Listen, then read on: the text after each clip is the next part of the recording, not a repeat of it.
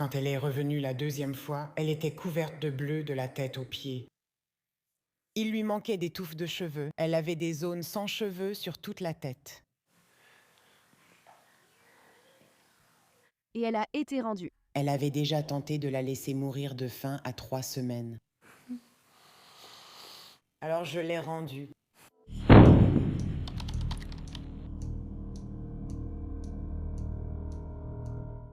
Kinsley Weltley est née à Mooresville, dans l'Indiana, le 3 décembre 2018 de sa mère, Toni McClure, et de son père, Bradley Weltley.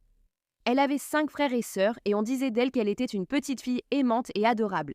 Kinsley était très heureuse et adorait faire rire son entourage.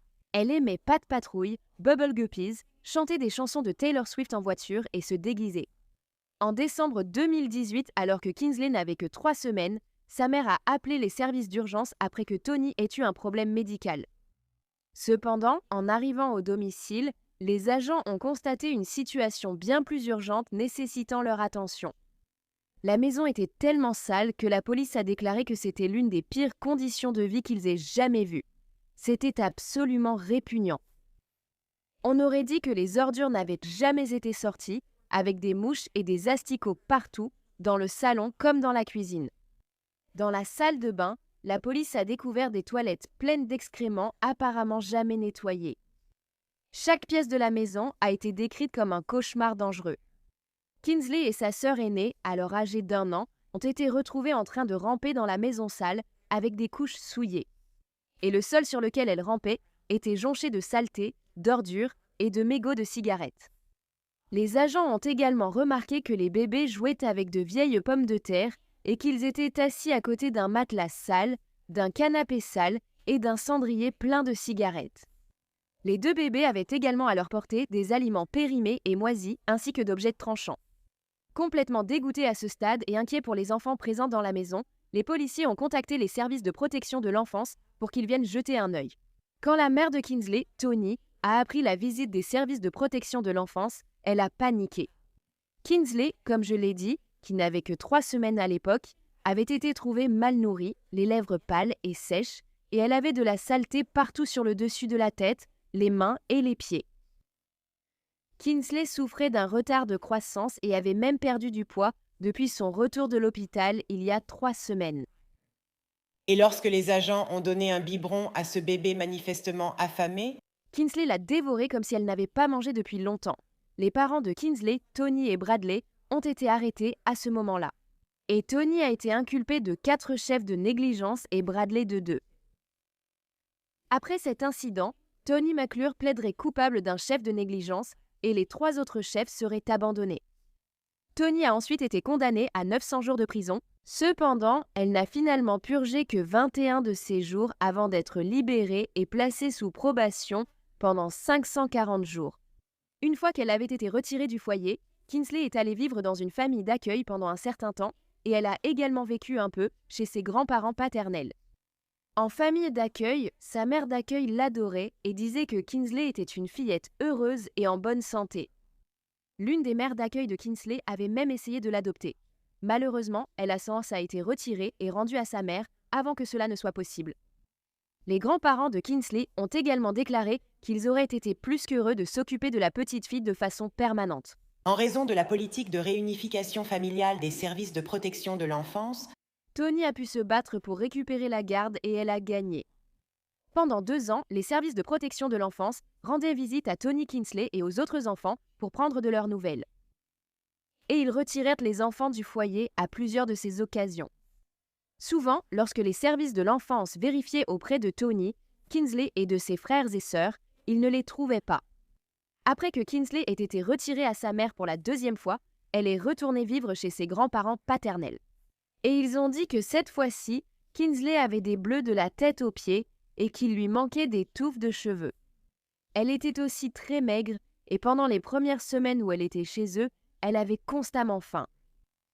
Mais comme les services de protection de l'enfance n'ont pas présenté l'affaire correctement au tribunal, il a fallu rendre une fois de plus les enfants à Toni quelques mois plus tard. Après que la mère ait récupéré la garde de ses enfants, la situation ne s'est pas améliorée, comme souvent.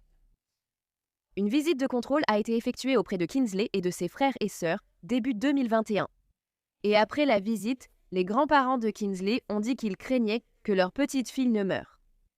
Sa grand-mère, Trisha Welty, a même supplié les services de protection de l'enfance, leur demandant de la retirer du foyer, mais ces supplications ont été ignorées. D'autres signaleront aussi des abus chez Tony au service de protection de l'enfance au fil des ans. Cependant, aucune solution permanente pour protéger les enfants n'a jamais été mise en place. Puis, le 9 avril 2024, la police métropolitaine d'Indianapolis a été appelée peu avant 17h15 et 10 pour une urgence dans le secteur du 6005 de Denver Drive. Le signalement concernait un enfant inconscient. Tony avait été celui qui avait appelé le 911. Lorsqu'elle a appelé, elle a signalé que sa fille Kingsley s'était effondrée soudainement. Ensuite, elle avait commencé à émettre un bruit de gargouillement et ne répondait plus. Lorsque les ambulanciers sont arrivés, ils ont trouvé Kingsley allongée, inerte, sur le sol du salon. Kingsley semblait être mal nourrie. Elle avait également des poux sur la tête et des excréments sur les mains et les pieds. Son corps portait aussi des traces de morsures humaines. Les secours ont alors transporté Kingsley à l'hôpital Riley pour enfants, où elle est décédée. La petite fille ne pesait que 9,5 kg au moment de sa mort, soit moins à 5 ans qu'à l'âge de 2 ans. La cause et le mode de décès restent inconnus pour l'instant. Cependant, on pense qu'il est très probable que Kingsley soit décédée de malnutrition et sa mort sera probablement considérée comme un homicide dû à la négligence. Dès qu'ils ont trouvé Kingsley inconsciente chez elle, les détectives spécialisés en maltraitance des enfants ont ouvert une enquête. Ils avaient recueilli des preuves à la maison ainsi qu'à l'hôpital. Parallèlement, les services de protection de l'enfance ont pris en charge les autres frères et sœurs de Kingsley. Alors que la police fouillait l'appartement où Kingsley vivait avec sa famille, ils ont trouvé un petit placard dans la chambre de son frère qui était bloqué par une commode. Quand les agents ont ouvert ce placard, leur découverte a été absolument horrible. L'intérieur du placard était couvert d'excréments, y compris des empreintes de mains faites avec des matières fécales. Le placard empestait aussi l'urine. Dans le placard, les détectives ont aussi trouvé des vêtements très sales qui semblaient appartenir à une fillette. Les autorités détermineront plus tard que ce placard condamné était l'endroit où Tony avait forcé sa fille Kingsley à passer la plupart de ses heures et de ses journées enfermée dans ce petit placard sale et répugnant. Et ce qui est encore pire, c'est que ce placard se trouvait dans la chambre de son frère. Donc, pendant qu'ils dormaient là, la nuit, il s'avère que leur sœur était enfermée dans le placard, en train de mourir lentement. Quand la police a d'abord interrogé Tony, elle a affirmé que c'était son petit ami avec qui elle vivait, Ryan Smith, qui avait blessé Kingsley. C'est lui qui lui avait infligé toutes ses blessures et qui l'a maltraitée, affirmait Tony. Quand son histoire s'est effondrée, Tony a finalement avoué la vérité aux enquêteurs. Le jour où sa fille est morte, Tony a dit qu'elle l'avait forcée à rester debout dans un coin, le visage tourné vers le mur. Elle aurait été punie pour avoir mal agi. Tony a également dit à la police à ce moment-là qu'elle mettait régulièrement Kingsley dans ce placard et qu'elle faisait le strict minimum pour nourrir sa fille. Elle lui donnait généralement un seul petit repas par jour, même si Kingsley se plaignait souvent d'avoir soif et faim. Tony a dit qu'elle savait que ses actions finiraient par tuer son enfant, mais qu'elle voulait qu'elle sorte de sa vie. Tony a également déclaré aux enquêteurs que son petit ami Ryan et sa mère Tammy l'avaient prise à partie et lui avaient dit qu'elle ne pouvait pas continuer à traiter sa fille de cette façon, sinon elle mourrait. Ils lui ont aussi dit de chercher immédiatement de l'aide pour Kingsley. Mais Tony pensait que sa fille Kingsley la détestait car elle avait déjà été retirée de sa garde par les services de protection de l'enfance. Quand Ryan, le petit ami de Tony, a été interrogé plus tard, il a aussi dit que Kingsley le détestait. Et il a dit au détective que Kingsley allait souvent toute seule dans le placard. Tony admettra également avoir giflé et mordu sa fille. Elle a dit qu'elle savait que ce qu'elle avait fait à Kingsley était mal, mais qu'elle craignait de demander de l'aide, de peur de perdre ses autres enfants. Tony a ensuite dit aux enquêteurs qu'elle savait qu'elle avait abandonné sa fille Kingsley et l'avait laissée tomber. Donc, Tony McClure a ensuite été placée en état d'arrestation et elle a été inculpée de 2 chefs de meurtre ainsi que d'un chef de négligence envers une personne à charge ayant entraîné la mort, de coups et blessures, sur une personne de moins de 14 ans et de séquestration criminelle. Elle a été détenue sans possibilité de libération sous caution. De plus, le petit ami de Tony, Ryan Smith, âgé de 27 ans, a également été placé en état d'arrestation et il a été inculpé de 3 chefs de négligence envers une personne à charge ayant entraîné la mort et d'un chef de séquestration criminelle.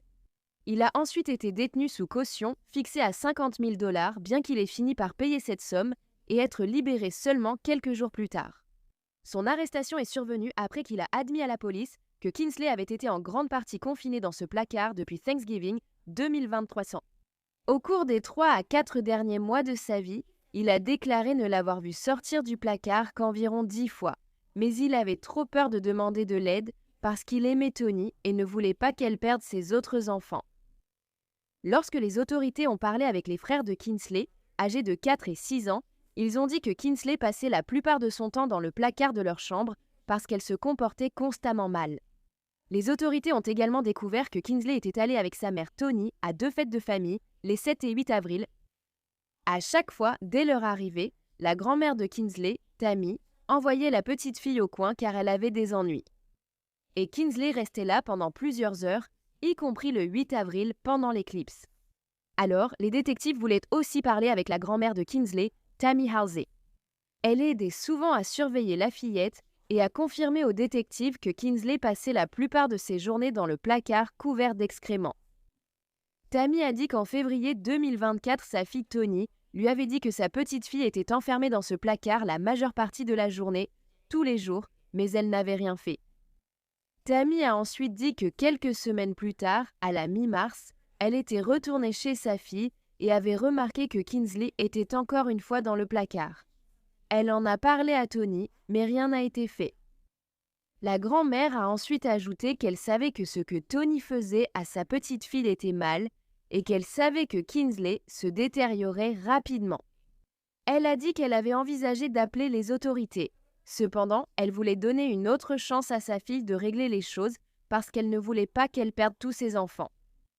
Encore une fois, cette femme devrait peut-être perdre tous ses enfants. Absolument, elle doit vraiment perdre tous ses enfants. La dernière fois que Kingsley avait l'air complètement normal, selon sa grand-mère Tammy, c'était en fait en octobre 2023. Mais Tammy n'était pas si innocente elle-même dans la maltraitance de Kingsley, car l'été précédent, elle l'avait en fait gardé chez elle pendant quelques semaines. Quand elle l'avait fait, Tammy a admis qu'elle avait attaché Kingsley au lit avec du ruban adhésif pour qu'elle ne puisse pas sortir du lit la nuit afin d'aller chercher de la nourriture dans la cuisine. Tammy a également admis qu'elle n'avait jamais aidé les services de protection de l'enfance à localiser sa fille Toni lorsqu'ils la cherchaient pour faire des contrôles. Elle a non seulement fait preuve de négligence volontaire dans la mort de sa petite fille, mais elle a aussi participé au mauvais traitement. Tammy a dit qu'elle savait qu'elle méritait n'importe quelle punition qu'elle recevrait parce qu'elle n'avait pas aidé Kingsley. Elle a ensuite été arrêtée le 12 avril et maintenue en détention avec une caution de 20 000 $. Et il s'avère que, juste la veille de la mort de Kingsley, les services de protection de l'enfance étaient en fait venus au domicile pour vérifier l'état du frère ou de la sœur nouveau-né Vichy de Kingsley, car il avait été testé positif au THC, le principal composé présent dans la marijuana. Mais apparemment, ils ne devaient même pas savoir que Kingsley était là. Je suppose qu'elle était dans le placard. Cependant, les services de protection de l'enfance auraient dû savoir que Toni avait un autre enfant et demander où elle était. Mais ils ne l'ont pas fait.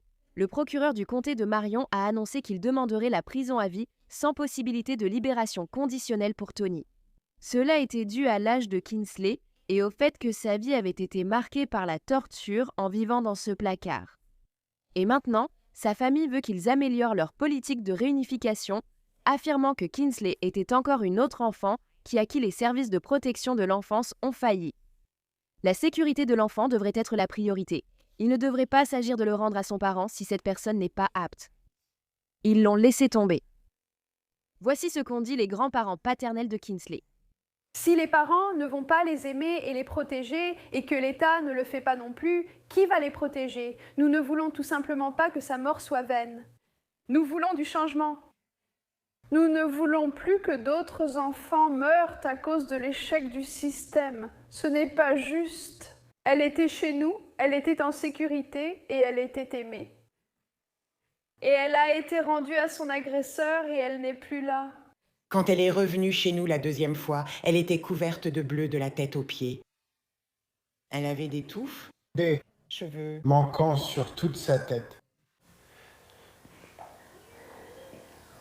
Et elle a été rendue. Elle avait déjà tenté de la laisser mourir de faim alors qu'elle n'avait que 3 semaines.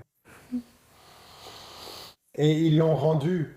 Après une visite de contrôle des services sociaux en 2021, les grands-parents disent qu'ils craignaient que Kinsley ne meure. J'ai supplié les services de protection de l'enfance avant cette affaire au tribunal.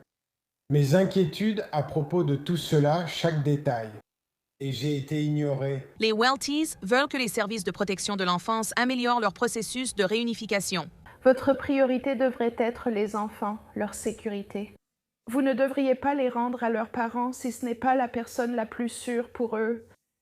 Et ils l'ont laissé tomber. Je veux juste que justice soit faite pour Kinsley. Je prie Dieu qu'il n'obtienne pas une réduction des chefs d'accusation et que toutes les accusations soient maintenues. Une cagnotte GoFundMe lancée par la famille de Kinsley les a aidés à financer ses funérailles, dont une pierre tombale de princesse. Les fonds supplémentaires serviront à créer une fondation Kinsley pour aider d'autres enfants de l'Indiana victimes de meurtres dus au système défaillant de la protection de l'enfance. Et des funérailles privées ont été organisées pour Kinsley Wellesley. Merci d'avoir écouté l'histoire de Kinsley aujourd'hui. C'est tellement frustrant que les services de protection de l'enfance soient tellement focalisés sur la réunification, même si ce n'est clairement pas dans l'intérêt de l'enfant. La mère de Kinsley, Toni, a eu de nombreuses occasions de bien s'occuper de ses enfants, mais elle a continué d'échouer. Et les services de protection de l'enfance ont aussi échoué en rendant ses enfants à leur mère encore et encore.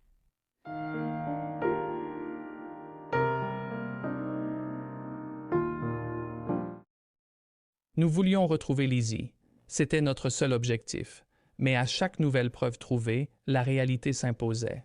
Et vous pouvez imaginer qu'une fois que nous avons commencé à voir du sang par terre et un couteau ensanglanté, on s'est dit qu'on cherchait peut-être un corps.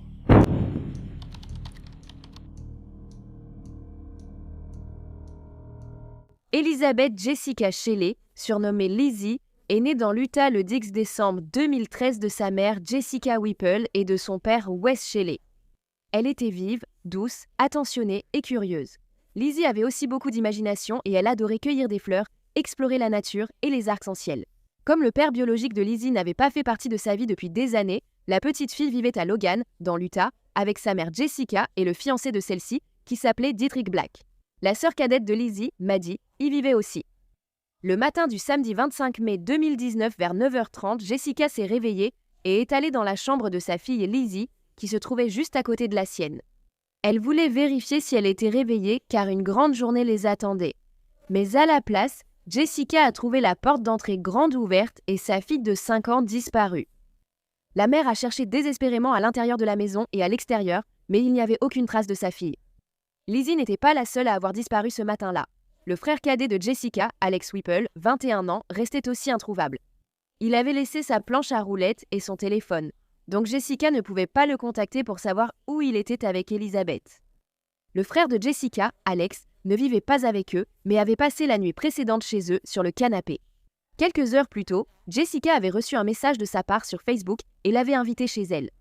Il était arrivé vers 22h, et à ce moment-là, Elizabeth et sa petite sœur étaient déjà couchées et dormaient.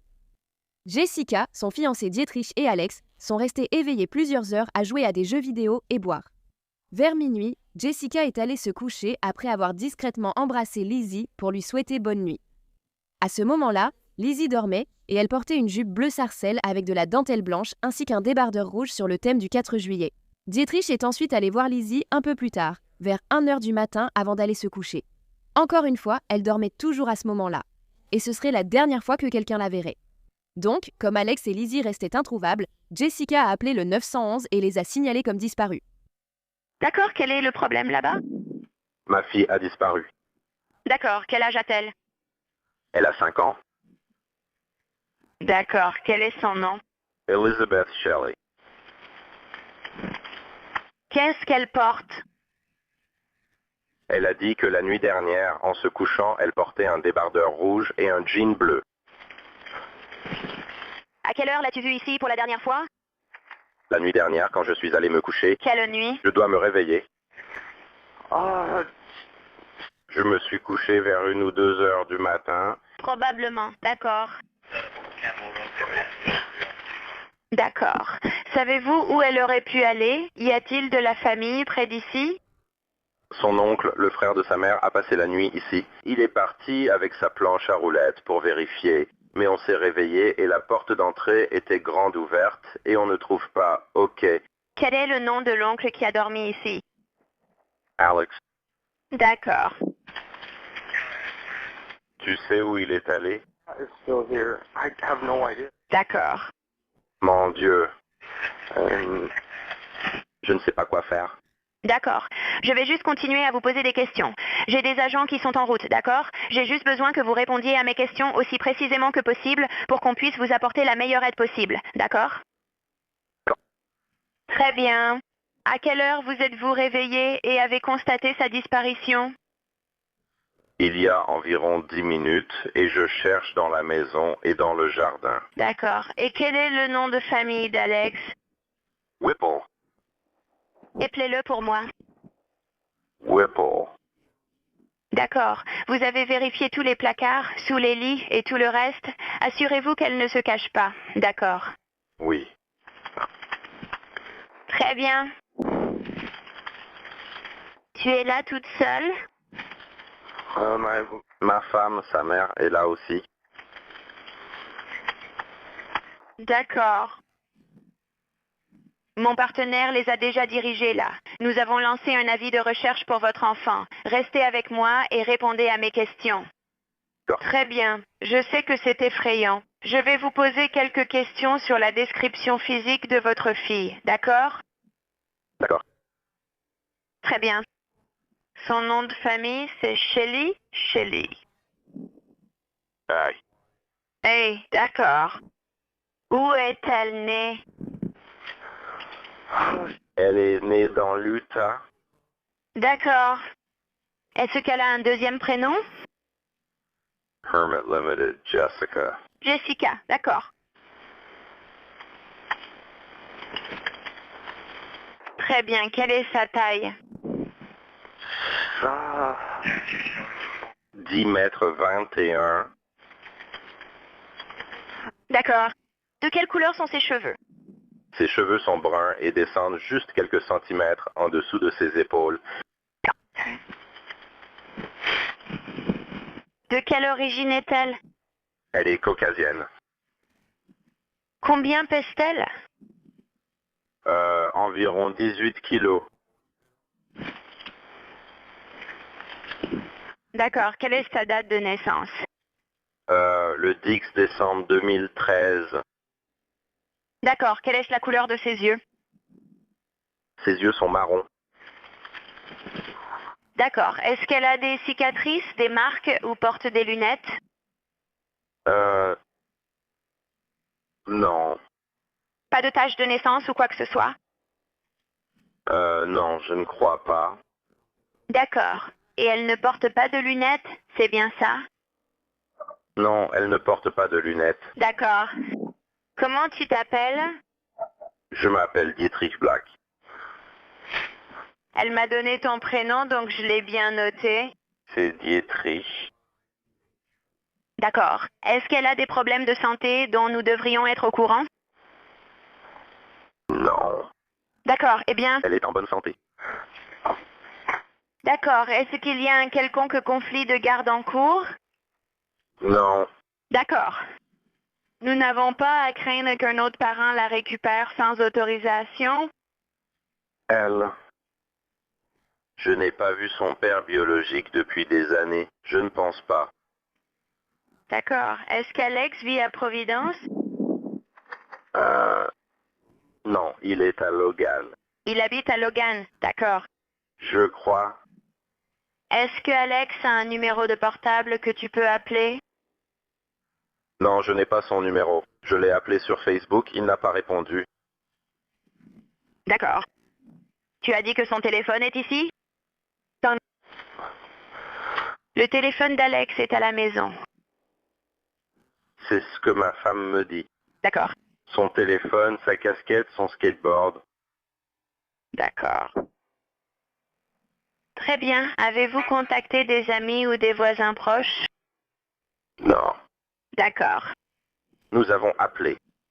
Nous avons appelé la belle-mère de ma femme parce qu'Alex restait chez elle pour voir si elle avait eu des nouvelles d'Alex. D'accord. Très bien, nous transmettons les informations aux agents, d'accord? Je vais vous laisser maintenant. Si elle revient, appelez immédiatement le 911. Ils seront là sous peu pour vous parler, d'accord? D'accord. Très bien, au revoir Dietrich. D'accord. À l'arrivée de la police, Jessica a évoqué les activités de la veille, confirmées par Dietrich. Dietrich a aussi dit aux agents que lorsqu'il s'était couché vers 1h, il avait laissé Alex sur le canapé, qui semblait alors prêt à s'évanouir d'une minute à l'autre. Les recherches pour Lizzie et Alex ont commencé et la police a demandé aux habitants du quartier de vérifier leurs caméras de surveillance pour toute activité suspecte ce matin-là. Près de 130 km ont été fouillés avant qu'Elizabeth ne soit retrouvée. Les enquêteurs ont diffusé une photo d'Alex et ont demandé au public de rester attentif pour le repérer. Aperçu dans une station-service quelques heures après avoir constaté la disparition de Lizzie et lui. Il avait acheté des cigarettes et une bière, et le propriétaire de la station-service a dit qu'il semblait sortir d'une beuverie. Et peu de temps après le début des recherches, les policiers ont retrouvé plusieurs objets intéressants non loin de la maison. Cependant, la police ne révélait pas encore de quels objets il s'agissait. Après des analyses médico-légales, il a été révélé qu'Alex et Lizzie étaient tous deux dehors dans cette zone. Puis, à 15h ce même jour, Alex a finalement été retrouvé par la police. Qu'est-ce qui se passe, mec? Tu es un peu au milieu de nulle part. Comment tu t'appelles, mec? C'est important? Oui, c'est important. Comment tu t'appelles? Identifie-toi. C'est juste parce qu'on essaye de trouver quelqu'un. Pourquoi pas? C'est impoli. Je ne te connais même pas. Je peux pas juste profiter de ma place? Pour l'instant, non. Pourquoi? Parce que je dois savoir qui tu es. Tu ne sais même pas. Je reste patient avec toi. Je n'ai rien fait de mal. Arrête. Arrête tout de suite. Mets tes mains derrière la tête tout de suite, Alex. Tout de suite, tout de suite. Si tu ne mets pas tes mains derrière le dos tout de suite, on te met à terre. Je ne te connais pas. D'accord, alors parle-moi. Tu ne me connais même pas. Jay, dis-moi qui tu es. Mets-toi au sol. Pourquoi tu me fais du mal? Reste sur le ventre. Mets-toi sur le ventre maintenant. Et Alex. Où est la fille? Où est la fille? Qui? Ta nièce? Ta nièce? La nièce de 5 ans. Quand il a été retrouvé, il avait avec lui une batte de baseball, une pipe en verre utilisée pour consommer de la drogue et une canette de 24 onces de bière Pabst Blue Ribbon. C'était le genre de bière qu'il avait bu la veille au soir chez Jessica. Et une deuxième canette de Pabst Blue Ribbon avait en fait été retrouvée par l'un des voisins de Jessica devant leur garage. Lorsque la police s'est d'abord approchée d'Alex, il a refusé de s'identifier. Mais la police a finalement réussi à l'identifier formellement et il a été arrêté pour avoir enfreint les conditions de sa mise à l'épreuve. Alex avait un casier judiciaire pour agression, vol et infractions liées à la drogue. J'en reparlerai en détail dans quelques minutes. Il a ensuite été emmené au poste de police de Logan City pour interrogatoire. Les agents ont également remarqué qu'au moment de l'arrestation d'Alex, il avait des coupures sur les mains et qu'elles étaient très sales. Ils ont également remarqué du sang sur sa montre, son pantalon et son sweat à capuche. Ce sang sera plus tard identifié comme étant celui de Lizzie. Et pendant qu'Alex était assis dans la salle d'interrogatoire en attendant que la police vienne l'interroger, on l'a vu lécher ses mains comme s'il essayait de les nettoyer. C'est dégoûtant. Lors de son entretien, Alex a d'abord nié s'être rendu chez sa sœur Jessica la nuit précédente. Il a d'abord déclaré aux policiers être allé chez sa sœur il y a 2 jours, puis a affirmé que c'était il y a 2 semaines. Alors, ta sœur Jess, quand l'as-tu vue pour la dernière fois? Hier. Hier? Ouais. Où ça? En ville. Tu as traîné avec eux hier? Hein? Ouais, un peu. Ils avaient leurs enfants avec eux? Non. Finalement, lorsque la police l'a confronté à ces incohérences, Alex a admis qu'il était chez Jessica la nuit précédente. Il a ensuite déclaré aux enquêteurs qu'après avoir bu avec Jessica et Dietrich, il était parti se promener parce qu'il avait remarqué que sa sœur et son fiancé étaient excités, selon ses dires. Il a déclaré à la police qu'il ne voulait rien entendre, raison pour laquelle il était parti si tôt le matin. Il a aussi affirmé ne pas avoir vu Lizzie en partant et ignorait où elle était. Je fais de mon mieux pour la retrouver. Quoi? Ma nièce a disparu. Elle est... Quoi? Alors vous m'interrogez parce que ma foutue nièce a disparu. Oui, elle a disparu. Je le jure devant Dieu, cette petite fille est partie quelque part.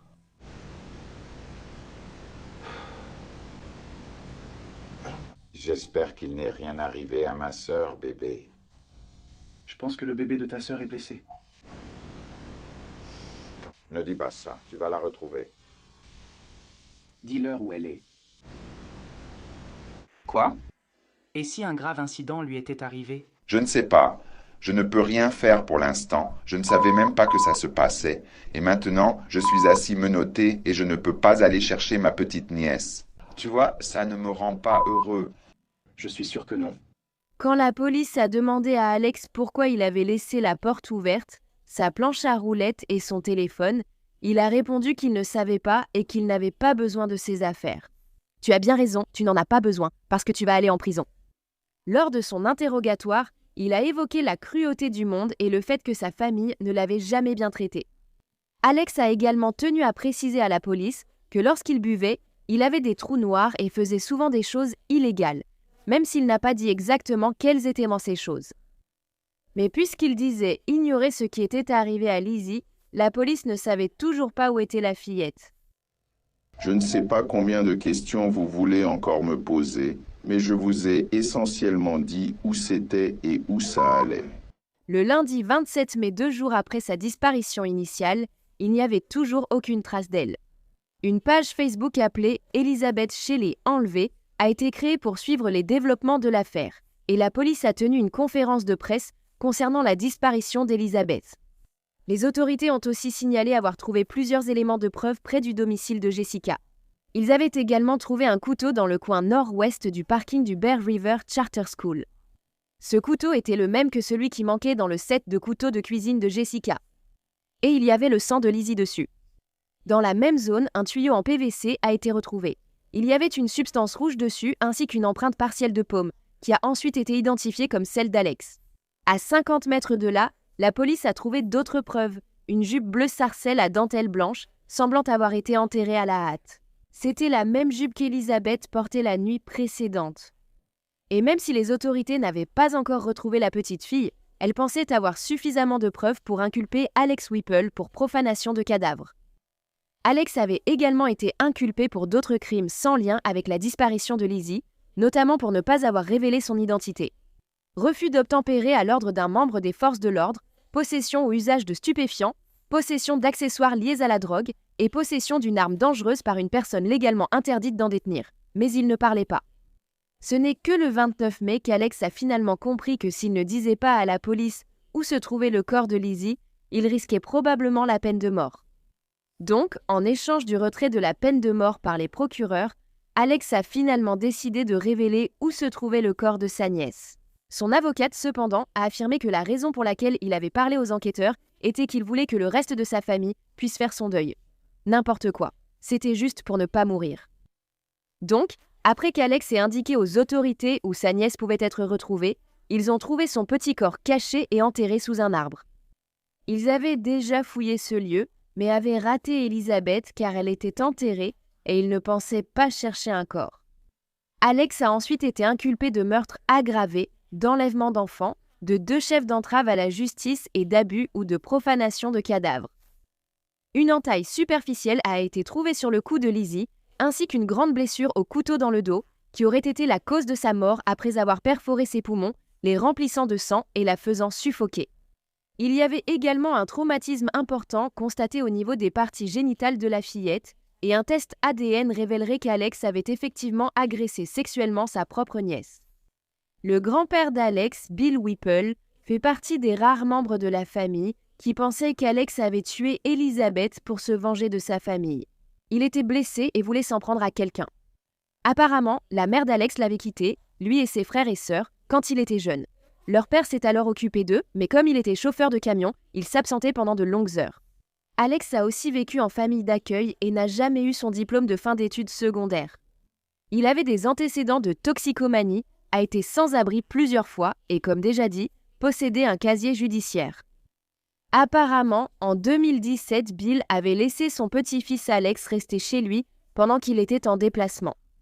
Mais Alex avait complètement saccagé l'endroit, volant les biens de son grand-père, y compris sa voiture. Cela avait ensuite déclenché une poursuite de 40 miles avec les policiers de l'État de l'Utah avant qu'ils ne finissent par rattraper Alex. C'était pour cet incident qu'il était sous probation lorsqu'il a été arrêté au départ après la disparition d'Elizabeth. Alex avait apparemment enfreint les conditions de sa probation parce qu'il avait perdu son emploi, et l'une des conditions de sa probation était qu'il devait conserver un travail. Il s'avère que 2 semaines avant le meurtre d'Elizabeth, Alex avait contacté sa sœur Jessica et lui avait demandé de l'aide. Elle lui a dit qu'il pouvait rester chez elle. Ensuite, elle a conduit pendant une demi-heure jusqu'à Brigham City pour aller le chercher et le ramener chez elle. Et cette décision, Jessica dit qu'elle la regrettera désormais pour toujours. En septembre 2019, Alex a accepté un accord de plaidoyer et il a plaidé coupable à 4 de ses chefs d'accusation, notamment meurtre aggravé, agression sexuelle sur un enfant, sodomie et enlèvement d'enfants. Les autres chefs d'accusation ont été abandonnés en échange de cet accord. Et Alex a ensuite été condamné à perpétuité sans possibilité de libération conditionnelle, ce que la famille d'Elizabeth espérait. À son audience, le juge a dit à Alex « Tu ne reverras jamais la lumière du jour ni ne respireras l'air frais. Ce que tu as fait était tellement abominable et ignoble que tu dois passer le reste de ta vie en prison. » La famille d'Alex s'est relayée au pupitre pour lire leurs déclarations sur leur vécu en tant que victime. Et dans ces déclarations, ils ont exprimé leur colère envers Alex, le traitant de pourriture et lui disant qu'ils espèrent qu'il pourrira dans la petite cellule où il passera le reste de sa vie. Pendant tout cela, Alex est resté assis, la tête baissée. Lorsqu'on lui a offert de s'exprimer au tribunal, il a refusé. Après le prononcé de la peine, la mère de Lizzie, Jessica et la famille ont relâché des papillons devant le tribunal en mémoire de Lizzie, une jeune fille lumineuse et gentille, rayonnant comme un rayon de soleil. Une cérémonie commémorative a été organisée pour Elizabeth le 3 juin 2019. Ses funérailles ont eu lieu le lendemain, le 4 juin, et elle a été enterrée dans un petit cercueil blanc, décoré de papillons multicolores et des mots « Vis comme Lizzie ». Lizzie aimait cueillir des fleurs, alors ses parents ont demandé aux participants d'apporter des fleurs à déposer sur son cercueil. Whipple a plaidé coupable du crime et a été condamné. Il n'a jamais parlé, il ne s'est jamais excusé auprès de sa sœur. Et à la fin, la police a tenu sa promesse. Lizzie a eu droit à un enterrement digne. Je pense qu'elle est dans un endroit heureux maintenant. Je pense que c'était une belle petite fille, que la vie lui offrait ici beaucoup de possibilités et qu'elle a été prise par quelqu'un de malveillant. Mais elle a maintenant la chance de s'épanouir et de vivre comme un papillon.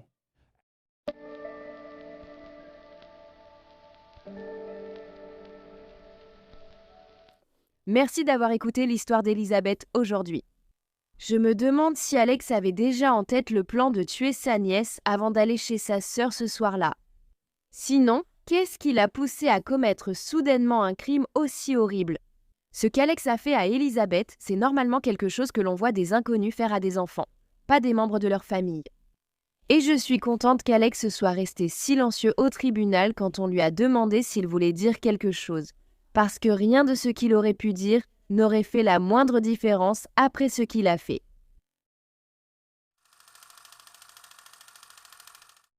Sophie Linette est née le 7 janvier 1996. De Catherine et Patrick Linette.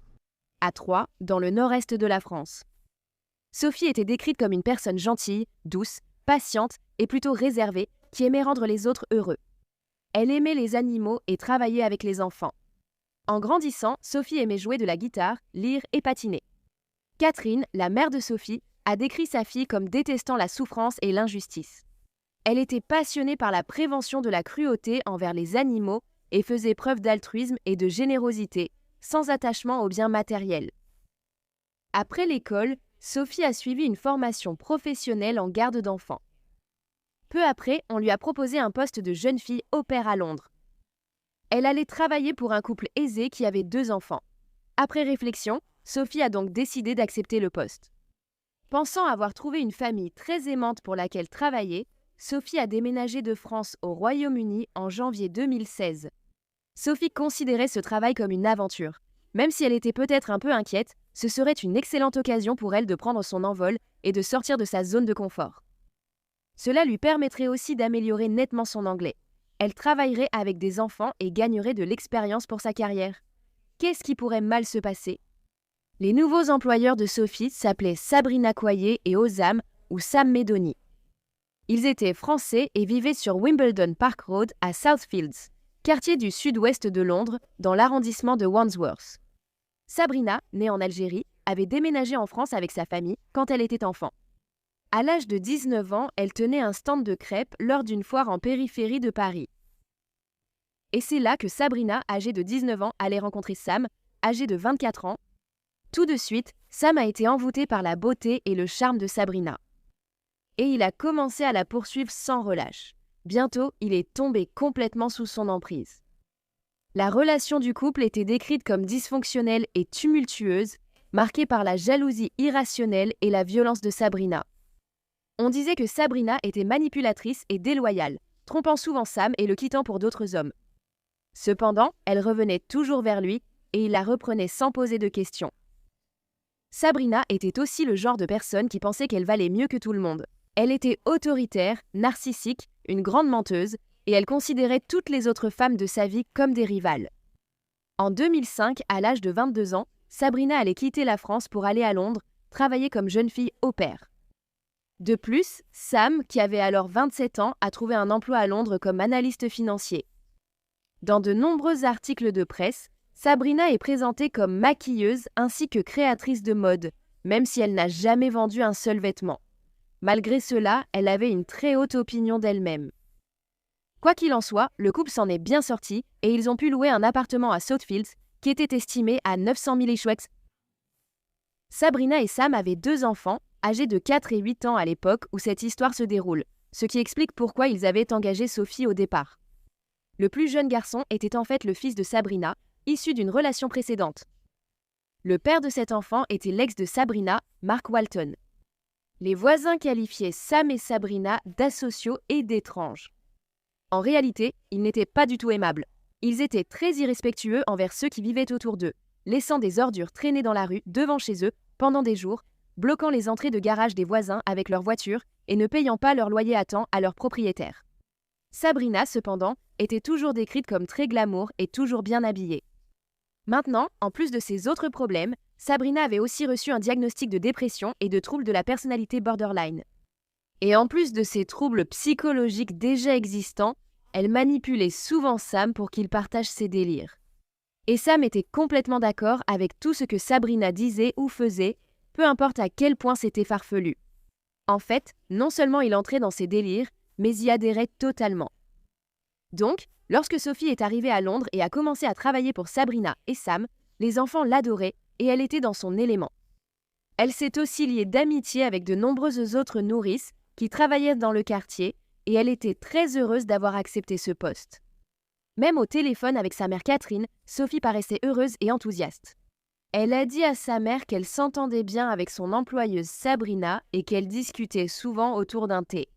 Et Sabrina, qui adorait coiffer et maquiller, a même relooké Sophie à un moment donné. Pendant qu'elle travaillait comme jeune fille au pair chez ce couple, elle est devenue connue de plusieurs personnes dans la communauté. Michael Cromer, propriétaire du restaurant local, avait discuté avec Sam et Sabrina de lancer une entreprise et a déclaré que Sophie les accompagnait souvent lors de leurs rencontres. Il lui arrivait aussi d'aller seule au restaurant de Fish and Chips où elle restait très discrète, fidèle à sa personnalité. Il n'a pas fallu longtemps après l'embauche de Sophie pour que ce propriétaire de restaurant commence à remarquer qu'elle traversait quelque chose de difficile. Son langage corporel montrait qu'il y avait quelque chose qui n'allait pas chez Sophie, et il lui arrivait d'entrer dans le restaurant les larmes aux yeux, mais elle ne disait rien d'autre que sa mère était malade, ce qui n'était pas vrai. Un jour, Sophie est entrée au restaurant et a dit à Michel que Sabrina l'avait frappée pour avoir fait tomber une plaquette de beurre.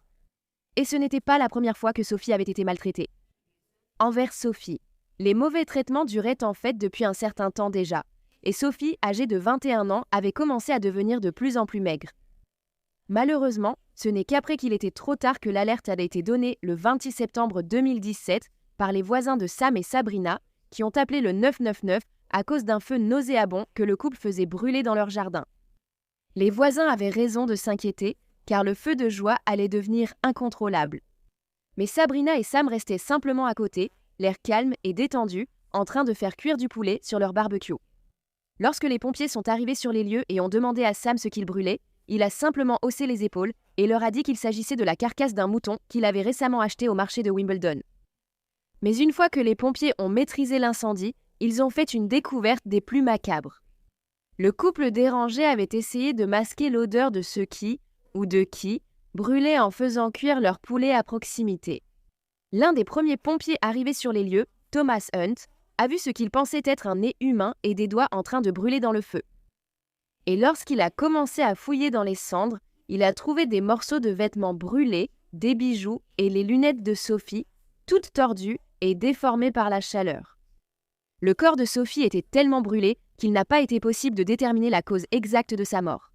Cependant, les examens post-mortem ont révélé qu'elle avait subi des fractures au sternum, à 4 côtes et à la mâchoire dans les jours précédant sa mort. Son corps était si carbonisé qu'un test ADN a été nécessaire pour confirmer son identité, ce qui a pris 2 semaines afin de s'assurer qu'il s'agissait bien de Sophie. Au début de leur enquête, les détectives ont découvert qu'en avril 2017, environ 15 mois après le début de l'emploi de Sophie, sa mère avait remarqué, lors d'une conversation téléphonique, que sa fille semblait malheureuse et à bout. Sophie avait aussi dit à sa mère qu'elle voulait rentrer, sans jamais expliquer pourquoi. Puis, en août 2017, Catherine a déclaré que sa fille Sophie l'avait appelée et qu'elle semblait désorientée et bouleversée. 2 jours après que le corps de Sophie ait été retrouvé gravement brûlé, Sam et Sabrina ont été arrêtés, soupçonnés de meurtre. Lorsque le couple a été interrogé séparément, ils ont d'abord tous deux affirmé qu'ils dormaient lors du décès de la jeune femme de 21 ans. Tous deux ont admis avoir tenté de se débarrasser du corps de la jeune fille au père après l'avoir trouvée morte. Et lorsqu'il s'est agi de déterminer qui était responsable de son meurtre, ils ont commencé à se rejeter la faute l'un sur l'autre. Bien sûr, n'est-ce pas toujours le cas? Le couple avait également inventé une histoire pour leur famille et leurs amis, disant que Sophie avait soudainement décidé de partir et de retourner en France. Lors de l'interrogatoire de Sam, il a raconté à la police qu'un accident s'était produit dans la baignoire avec Sophie pendant qu'il l'interrogeait. La raison pour laquelle le couple interrogeait Sophie était que quelques mois après son arrivée à Londres, pour commencer son travail, Sabrina a commencé à avoir des délires extrêmes. Elle accusait Sophie de voler chez elle, puis elle commençait à croire que Sophie n'était pas vraiment une nounou, mais plutôt une espionne travaillant pour son ex, Mark Walton. En réalité, elle avait l'impression que les deux complotèrent dans le but de maltraiter Sabrina et le reste de sa famille. Donc, peu de temps après le début de ces délires, Sam et Sabrina avaient commencé à interroger Sophie encore et encore. La police découvrit des heures d'interrogatoire enregistrées sur les téléphones du couple. En fait, l'ex-petit ami de Sabrina, Mark Walton, celui qu'elle avait accusé de conspirer avec Sophie, vivait à Los Angeles à cette époque. Il travaillait dans la musique et avait fait partie de l'ancien boys band Boyzone. Et le fait est que Sophie n'avait jamais rencontré Mark auparavant. Mark et Sabrina avaient en fait été en couple de 2011 à 2013 après s'être rencontrés dans une banque à Notting Hill. Mark dirait que même s'il avait aimé Sabrina, son comportement avait été très instable pendant leur relation. Il dira aussi plus tard que c'était la relation la plus tumultueuse qu'il ait jamais eue. Mark avait aussi payé les nourrices de Sabrina pendant qu'ils étaient ensemble, et elle avait fini par toutes les renvoyer, disant qu'elles avaient soit volé, soit flirté avec Mark. Pendant qu'ils étaient ensemble, Sabrina était devenue complètement obsédée par Mark Walton. Et quand ils se sont séparés, même s'il continuait à l'aider à payer son loyer et ses factures, Sabrina a commencé à harceler Mark. Et puis, quand il a décidé d'arrêter de la soutenir financièrement, parce qu'elle était retournée vers Sam et aussi parce que Mark n'était pas sûr que leur enfant soit le sien, elle a décidé de commencer à accuser Mark de toutes sortes de choses folles et horribles. Une chose que Sabrina avait réellement accusé Mark d'avoir faite était d'avoir abusé sexuellement de son chat. Elle n'avait pas de chat. Elle l'a aussi accusé d'utiliser la magie noire et d'avoir demandé à un de ses amis de faire voler un hélicoptère au-dessus de sa maison pour l'espionner. La police avait en fait reçu plus de 30 signalements différents de la part de Sabrina concernant Mark, qui se sont tous révélés être faux. Elle a également reçu un avertissement de la police pour avoir créé un faux profil Facebook et l'avoir utilisé pour harceler son ex, l'accusant principalement d'être un pédophile. Donc, Sam et Sabrina ont non seulement accusé Sophie d'avoir couché avec Mark et d'être une espionne, mais ils l'ont aussi accusée d'être une pédophile. Dans ce cas, ne l'aurais-tu pas renvoyée tout de suite puisqu'elle s'occupe de tes enfants? À un moment donné, Sabrina est même allée jusqu'à accuser Sophie d'essayer d'extraire et de voler le sperme de Sam afin de pouvoir l'accuser de viol. C'est fou! Mais apparemment, c'était juste typique de la part de Sabrina. Elle accusait régulièrement les gens de choses horribles, souvent à caractère sexuel, et elle s'en prenait à ceux qu'elle considérait comme les plus faibles. On pense que Sabrina et Sam souffraient d'un trouble psychologique très rare appelé folie à deux ou psychose partagée. Ce sont les symptômes psychiatriques d'une croyance délirante et parfois des hallucinations qui sont transmises d'un individu à un autre. Sam a ensuite passé une évaluation psychiatrique et il s'est avéré qu'il n'avait aucun problème de santé mentale, mais pour une raison inconnue, il avait tout de même cru à tous les délires de Sabrina. Au début, lorsque le comportement violent de Sabrina envers Sophie avait commencé, Sam quittait simplement l'appartement et allait se promener au lieu de participer aux violences. Cependant, il n'a pas fallu longtemps avant qu'il commence à participer, surtout après qu'il soit devenu impliqué dans les histoires ridicules de Sabrina. Plus précisément, que Sophie aidait Mark à s'introduire chez eux pour que Mark puisse agresser sexuellement Sam. Parce qu'ils pensèrent que Sophie était de mèche avec Mark, le couple avait même menacé Sophie de viol, de prison et de violences encore plus graves, jusqu'à ce qu'elle finisse par faire de faux aveux, disant qu'elle avait une liaison avec Mark Walton. Pendant ces interrogatoires, Sabrina, qui disait connaître des personnes très influentes, y compris l'ancien président Donald Trump, a menacé Sophie en disant qu'elle la ferait enfermer et à un moment donné, elle l'a même emmenée de force au commissariat de police. Dans un enregistrement d'un interrogatoire de Sophie, on pouvait entendre Sabrina exiger que Sophie lui dise où se trouvait la maison où Mark l'avait emmenée pour qu'ils puissent avoir des relations sexuelles. Sabrina a également dit à Sophie « Si tu m'avais dit, je t'aurais protégée et je l'aurais mangé tout cru devant toi. » Quoi que cela veuille dire. Dans un autre enregistrement, Sabrina est entendue dire à Sophie qu'elle peut sentir le sexe sur elle. Puis, dans un autre enregistrement pris le 11 septembre, Sabrina a crié sur Sophie. « Tu détruis tout. J'essayais de me retrouver. Je prie Dieu de ne pas me faire te toucher. Je ne veux pas salir mes mains. » Dans un autre enregistrement réalisé le même jour, peu avant minuit, Sam a comparé Sophie à une Française qui avait dénoncé les Juifs aux nazis allemands et lui a dit qu'elle était pire qu'une meurtrière. Le lendemain, Sam et Sabrina ont accusé Sophie d'aider le diable. Sabrina disait aussi à Sophie qu'elle savait que le rêve de Sophie était de devenir une star et que Mark ferait d'elle une star. Sabrina disait aussi qu'elle savait que Mark lui avait promis qu'elle fréquenterait les mêmes cercles que Leonardo DiCaprio et Tom Cruise. Sabrina a dit « Il t'a vendu un rêve et tu y as cru ». Tout au long de l'enregistrement, Sophie parlait rarement. Et quand elle répondait aux questions du couple, on l'entendait à peine. Dans un enregistrement, on entendait très faiblement Sophie dire à Sabrina qu'elle avait peur. Sabrina avait trouvé une personne faible et s'en était prise à elle.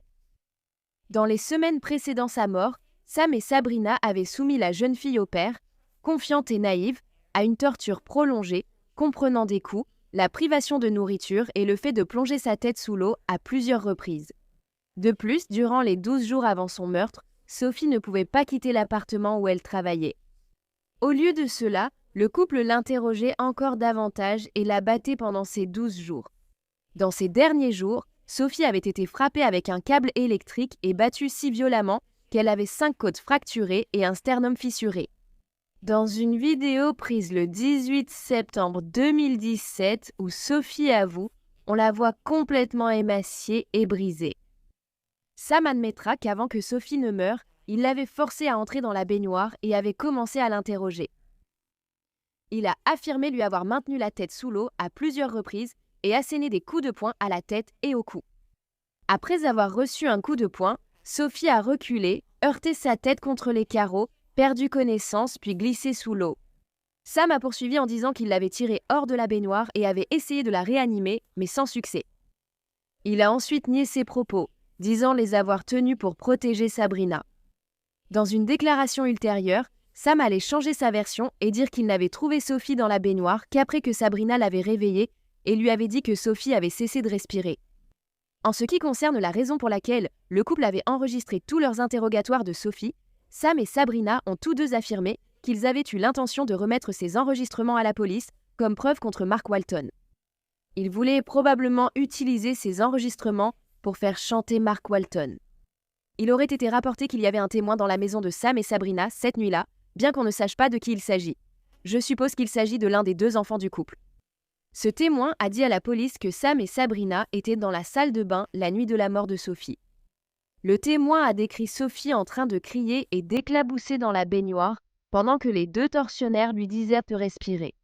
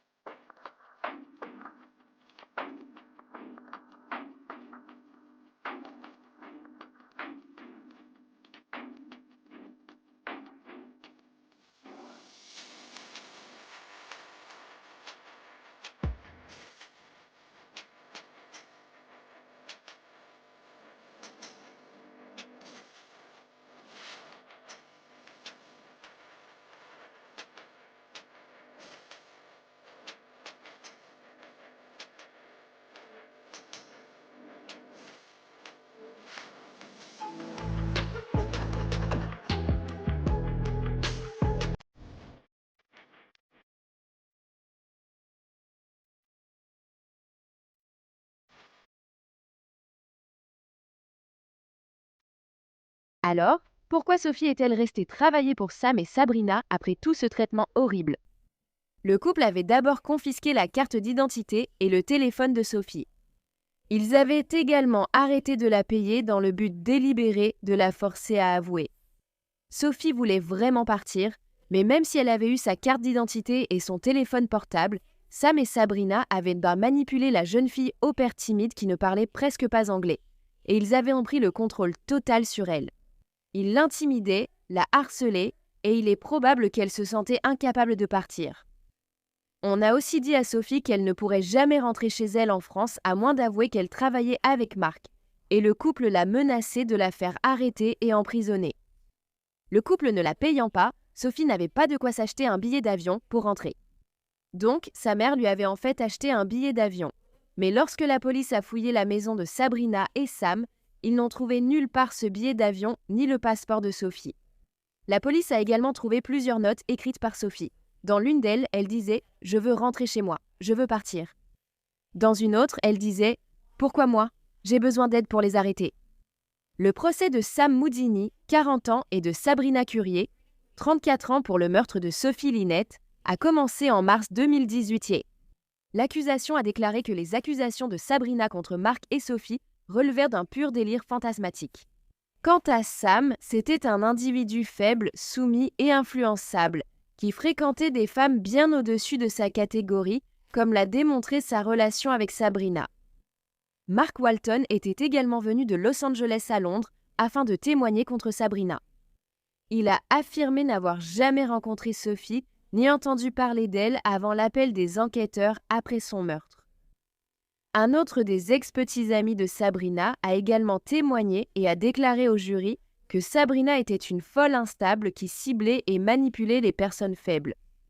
Il a dit qu'elle pouvait être aussi adorable que détestable, et il n'y avait aucune explication à ses changements d'humeur. Elle criait souvent et devenait agressive sans raison apparente. Dans une tentative d'obtenir la clémence pour sa cliente, l'avocat de Sabrina a expliqué au juge que ces actes étaient le résultat de délires et de troubles de la personnalité qui l'avaient laissé avec une peur rationnelle et totalement écrasante que Sophie conspirait contre elle et sa famille avec Mark Walton. Il a déclaré que son comportement envers la victime était entièrement motivé par la maladie mentale de Sabrina et par son désespoir d'obtenir des preuves des abus de M. Walton. Et bien que le juge ait reconnu que le couple souffrait de graves délires, en particulier Sabrina, cela ne constituait pas une excuse pour le traitement odieux et le meurtre de Sophie. Au final, le jury finirait par déclarer Sam et Sabrina coupables du meurtre de Sophie. En entendant ce verdict, Sam baissa simplement les yeux sur ses genoux, tandis que Sabrina éclata en sanglots. Ils écoperaient tous les deux d'une peine allant de 30 ans de prison à la perpétuité. Lors de leur condamnation, le juge a déclaré « Vous avez tous deux été impliqués dans la torture infligée à Sophie dans la baignoire, ce qui a conduit à sa mort. Vous lui avez fait croire qu'elle allait se noyer si elle ne vous donnait pas des informations impossibles à fournir, car elles n'existaient pas. Sabrina a aussi rédigé une lettre d'excuse étrange à Sophie et sa famille, lue à l'audience de condamnation. Elle disait « Chère Sophie, que la paix soit avec toi. Tout d'abord, je souhaite que tout le monde, y compris Sophie, et surtout ses parents et sa famille, qui souffrent énormément, sachent à quel point je suis désolée pour ce qui est arrivé à Sophie. Nous avons partagé tant de bons moments ensemble, ainsi que des peines, jusqu'à ce que les choses tournent très mal et que cela se termine par cette horrible tragédie. Je pense à toi chaque jour et je suis choquée et triste que tu ne fasses plus partie de ce monde. J'ai l'impression de vivre un cauchemar dont je voudrais me réveiller. Chaque jour, je vis avec la tristesse et le chagrin. Je souffre chaque jour en pensant à toi et à ce qui t'est arrivé cette nuit terrible. J'aimerais juste pouvoir remonter le temps pour que rien de tout cela ne soit arrivé et que tu sois encore parmi nous. Je vais maintenant vivre sans espoir et je ne peux jamais imaginer être heureuse à nouveau. Je lutte chaque jour et je suis déçue de moi-même, comme tu devrais l'être. Sophie, j'aurais voulu que ce soit différent et j'espère que tu reposes en paix auprès de Dieu. Avec mes plus profonds regrets, Sabrina Calder. Après la condamnation du couple, Catherine Lynette, la mère de Sophie, a déclaré « Sophie commençait seulement à vivre. Personne n'avait le droit de lui ôter la vie. La vie précieuse de Sophie ne leur appartenait pas. Je me rappelle le jour où Sophie est partie. Je ne voulais pas qu'elle parte et je lui en voulais d'être partie. Notre fille, elle nous a quittés, enthousiaste à l'idée de réaliser ses rêves. Elle était gentille, réservée, timide et avait un petit cercle d'amis. Je n'ai pas pensé un seul instant que la vie de Sophie finirait de façon aussi tragique. » Et le père de Sophie, Patrick Lynette, a également lu une déclaration au sujet de sa fille et il a dit « Si seulement j'avais su ce qui allait lui arriver entre les mains de Sabrina et Sam. Qu'elle subirait autant de tortures physiques et mentales, que sa jeune vie lui serait enlevée de façon aussi égoïste et inutile. Je ne l'aurais jamais encouragée à partir. J'aurais encore ma fille. Elle ne supportait pas de voir les autres souffrir, et ça me brise le cœur de savoir qu'elle a été maltraitée jusqu'à la fin de sa vie. C'est Sophie qui a souffert en silence, battue et ayant subi des blessures incompatibles avec la vie. Elle était emprisonnée. Sabrina et Sam n'ont pas seulement volé la vie de ma fille unique de façon aussi brutale et sans remords, ils ont aussi volé la mienne. Mon sommeil, mon bonheur, ma tranquillité d'esprit et mon avenir. Une célébration de la vie de Sophie, à laquelle plus de 150 personnes ont assisté, a eu lieu à la cathédrale Saint-Étienne de Sens, en France, le 6 juin 2018.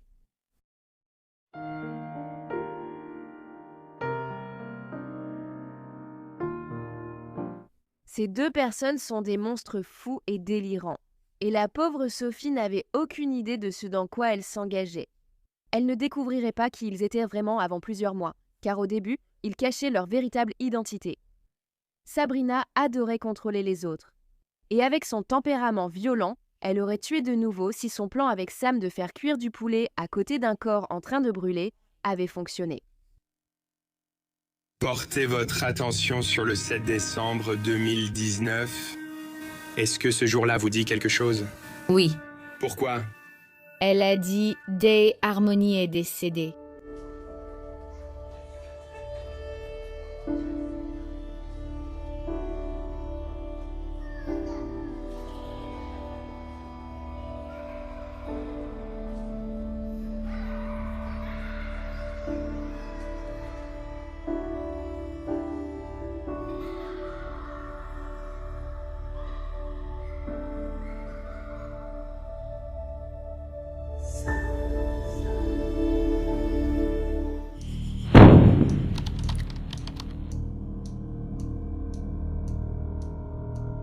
La dernière observation confirmée d'Harmony Montgomery, âgée de 5 ans, remonte au 11 septembre 2019, mais elle ne sera signalée disparue que plus de 2 ans plus tard, en novembre 2021. Moins d'un an avant sa disparition, en février 2019, Harmony avait été placée sous la garde de son père, Adam Montgomery, et de sa femme, la belle-mère de Harmony, Kayla Montgomery. Adam a un long passé criminel et il lutte contre la dépendance aux drogues. Cependant, ses antécédents n'ont jamais été vérifiés et aucun contrôle du domicile n'a été effectué avant qu'il n'obtienne la garde complète de Harmony. Il n'aurait jamais dû avoir la garde de cette petite fille. Lorsque Harmony est née en juin 2014, elle a été placée directement en famille d'accueil car sa mère, Crystal Sorey, était également toxicomane et incapable de s'occuper correctement de la petite fille. Depuis cette époque, elle faisait des allers-retours dans la vie de sa fille. Mais maintenant, nous étions en novembre 2021 et Crystal n'avait pas réussi à joindre Harmony depuis avril 2019. Elle a dit avoir essayé plusieurs fois, mais Adam l'empêchait toujours de parler à sa fille. Où croyez-vous que se trouvait Harmony tout ce temps? Je pensais qu'elle était avec son père et qu'il était juste odieux, vraiment. C'est ce que j'espérais, tu sais, mais au fond de moi, je savais que quelque chose n'allait pas. Quelque chose n'allait vraiment pas. Comme s'il allait à l'extrême pour me bloquer et s'assurer que je ne puisse pas la contacter ou quoi que ce soit. Ou même au point où, une fois que sa famille a commencé à appeler la DCF et qu'il l'a su,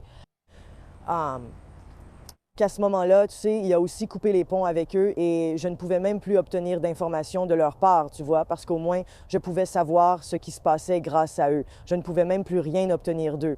Il a littéralement coupé toute personne qui le questionnait sur la façon dont il traitait Harmony ou sur ce qu'il faisait. Il les a écartés. Donc, la recherche officielle d'Harmony a commencé le 31 décembre 2021.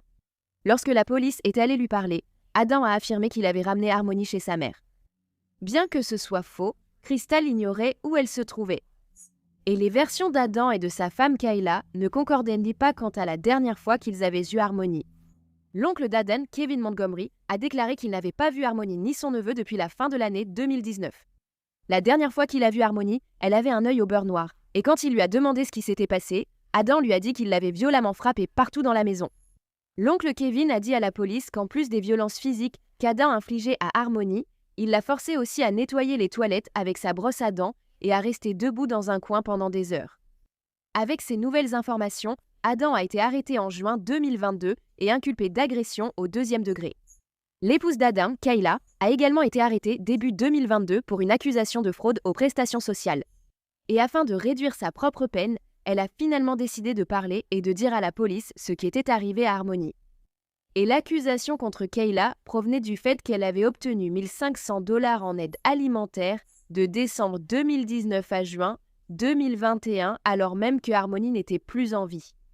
Donc, après que Kayla ait parlé à la police et leur ait donné de nouvelles informations, Adam, en plus de son accusation d'agression au 2e degré, a également été accusé de meurtre au 2e degré, de subornation de témoins ou d'informateurs, d'abus de cadavres et de falsification de preuves matérielles. Et ce que Kayla a dit, c'est que le 7 décembre 2019, son mari Adam avait frappé à plusieurs reprises de sa fille Harmony à la tête après qu'elle ait eu un accident de propreté dans la voiture dans laquelle il vivait à ce moment-là, car il venait d'être expulsé. À ce moment-là, vivaient dans cette voiture Adam, Kayla, Harmony, ainsi que les 2 fils d'Adam et Kayla, Declan et Seamus, qui avaient tous les 2 moins de 3 ans. Après qu'Adam ait tué sa fille, il avait caché son corps dans un sac de sport et l'avait transporté dans Manchester pendant des mois par la suite. Le procès d'Adam était prévu pour commencer en novembre 2023, mais il a finalement été reporté à février 2024. Lorsque le procès a enfin commencé après la sélection du jury, la juge les a fait monter dans un bus pour faire le tour de Manchester et voir les différents lieux liés à l'affaire d'Harmony. Le 7 février, premier jour du procès d'Adam, il a admis 2 chefs d'accusation mineurs, falsification de preuves matérielles et atteinte à l'intégrité d'un cadavre. Il a cependant proclamé son innocence pour le meurtre d'Harmony. Et l'équipe de défense d'Adam essayait plutôt de rejeter la faute sur Kayla, affirmant qu'Harmony était en réalité décédée le 6 décembre alors qu'elle était seule avec Kayla. Et étant le lâche absolu qu'il est, Adam Montgomery n'a pas assisté à une seule journée de son propre procès. L'accusation a prononcé sa déclaration liminaire. Il a saisi le sac de sport et il y a fourré le corps d'Harmony. C'est à ce moment-là qu'Harmony est devenue la fille morte dans le sac de sport. Il lui a fait ça. C'est ce qu'il a fait d'elle. Il a ensuite été expliqué qu'Adam l'avait frappée parce qu'elle avait eu un accident de propreté, quelque chose sur lequel elle n'avait aucun contrôle. Harmony était en fait propre très jeune et elle adorait être propre. Elle était fière d'être une grande fille qui ne faisait pas d'accident. Cependant, les besoins de Harmony, comme avoir assez de temps pour aller aux toilettes, semblaient totalement insatisfaits. Parce que Harmony avait été retirée d'un foyer d'accueil aimant pour vivre avec son père en colère et violent, il était normal que ses habitudes de propreté régressent. Elle avait très peur de lui. L'accusation a poursuivi en expliquant qu'après qu'Adam ait frappé Harmony à la tête, il est allé chez Burger King pour prendre le petit déjeuner pendant que la petite fille agonisait sur la banquette arrière. Adam avait transporté son corps dans Manchester pendant des mois avant de finalement élaborer un plan pour s'en débarrasser définitivement. Adam croyait que s'il n'y avait aucune preuve de ce qu'il avait fait à Harmony, il s'en sortirait sans être inquiété. Heureusement, il ne s'en est pas tiré. L'avocat commis d'office d'Adam, James Brooks, a reconnu que son client avait aidé à cacher le meurtre d'Harmony, mais n'en était pas l'auteur. C'était Kayla, la méchante belle-mère. Elle est méchante, mais elle n'est pas aussi méchante qu'Adam. Après les déclarations liminaires, les témoignages ont commencé. Crystal Sorey, la mère biologique d'Harmony, a ensuite répondu aux questions de l'accusation. Crystal a expliqué avoir perdu la garde d'Harmony en 2014 à cause de sa dépendance à la drogue et de son incapacité à s'occuper d'elle. Crystal avait récupéré la garde d'Harmony en mars 2016, mais seulement 10 mois plus tard, Harmony était de retour en famille d'accueil. Émue, Crystal a dit qu'elle avait vu sa fille pour la dernière fois lors d'un appel vidéo en avril 2019, mais qu'après cela, Adam avait coupé tout contact. Elle avait essayé à plusieurs reprises de contacter Adam et Kayla, mais elle n'avait réussi à joindre ni l'un ni l'autre. Crystal a poursuivi en décrivant sa fille comme incroyable, turbulente et très intelligente. Donc, cela n'a pas été évoqué lors du procès. Cependant, Crystal avait affirmé qu'elle avait des audiences au tribunal qui se chevauchaient, ce qui expliquait pourquoi elle n'avait pas pu être présente à l'audience où la garde de Harmony avait été confiée à Adam. Mais les parents adoptifs du frère de Harmony, Jamison, ont affirmé que c'était faux et qu'aucun membre de la famille biologique de Jamison n'était venu à l'audience au tribunal. Depuis la disparition de Harmony, l'oncle Kevin s'est également manifesté et a déclaré que Crystal était au courant des yeux, au beurre noir, qu'Adam avait infligé à Harmony en juin 2019 car Kevin le lui avait personnellement dit, mais elle n'a rien fait. Une autre personne qui connaissait très bien Harmony a témoigné au tribunal. Michelle Rafferty, qui a été sa mère d'accueil à 3 reprises différentes. Michelle a accueilli Harmony chez elle pour la première fois alors qu'elle n'avait que 2 mois. On avait dit à Michelle que Harmony avait un trouble du développement cérébral et ne vivrait pas plus de 7 mois. Crystal et Michelle ont évoqué l'intelligence de Harmony, bien qu'on lui ait diagnostiqué bébé une affection susceptible d'entraîner des troubles de l'apprentissage. Mais ce diagnostic s'est révélé complètement faux et Harmony franchissait toutes les étapes de son développement. Michelle a décrit Harmony comme une enfant aimante, douce, joyeuse et très sociable, qui adorait la compagnie partout où elle allait. Elle rendait les gens heureux et sa rencontre était marquante. L'oncle d'Adam Montgomery, le grand-oncle de Harmony, Kevin Montgomery, a été assigné à comparaître pour témoigner contre Adam lors du procès. À la barre, il a reconnu ne pas vouloir être présent ce jour-là. L'oncle Kevin a parlé d'un jour en juin 2019, environ 6 mois avant que Harmony ne soit assassinée. De retour à la maison de la rue Guilford après avoir passé 3 semaines en Floride, il remarqua qu'Harmony avait un œil au beurre noir. Quand tu l'as vue dans la cuisine, comment t'a-t-elle paru? Elle avait un œil au beurre noir.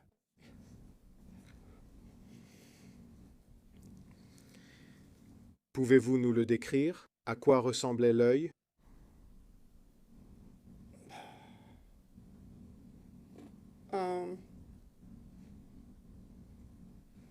Complètement noir comme l'œil d'un raton laveur. Noir et bleu. Oncle Kevin a demandé à Harmony ce qu'elle avait à l'œil, mais avant qu'elle réponde, Adam derrière elle a dit « Elle n'a rien fait, c'est moi qui l'ai cognée partout dans la putain de maison ». Par « Elle n'a rien fait », il veut sans doute dire qu'elle ne s'est pas blessé l'œil elle-même. Pas qu'elle n'ait rien fait, sinon il ne l'aurait pas frappée partout dans la maison, je suppose, s'il pensait qu'elle avait mal agi. Kevin a ensuite été interrogé sur la manière dont son neveu avait fait cette déclaration. Il a répondu « Je dirais que c'était comme un petit con arrogant ». Adam a expliqué, comme Kevin s'en souvenait, qu'il avait confié la garde de son nourrisson à Harmony pendant qu'il allait aux toilettes. Quand il est revenu, Harmony avait sa main sur la bouche et le nez du bébé, et Adam a dit que les lèvres du bébé devenaient bleues. Oncle Kevin a dit qu'il en avait parlé à plusieurs personnes pour obtenir de l'aide. Et il a aussi appelé la DCF. Cependant, ces déclarations ont été jugées non fondées, bien sûr. Au procès d'Adam, Kayla Montgomery était le témoin principal et son témoignage a duré 2 jours. Et même si elle a pleuré par moments, la plupart du temps, lorsqu'elle parlait d'Harmony, elle paraissait froide et indifférente. Durant l'interrogatoire, Kayla a dit que vers 2 ou 3 heures du matin, le 7 décembre, Harmony avait eu un accident dans la voiture. Elle ne savait plus si c'était du caca ou du pipi. Cela s'est passé alors qu'ils étaient garés au complexe d'appartements Colonial Village. C'est sur ce parking que les Montgomery sont restés dans leur voiture parce que leur ami Anthony Bodero habitait juste ici, dans cet appartement.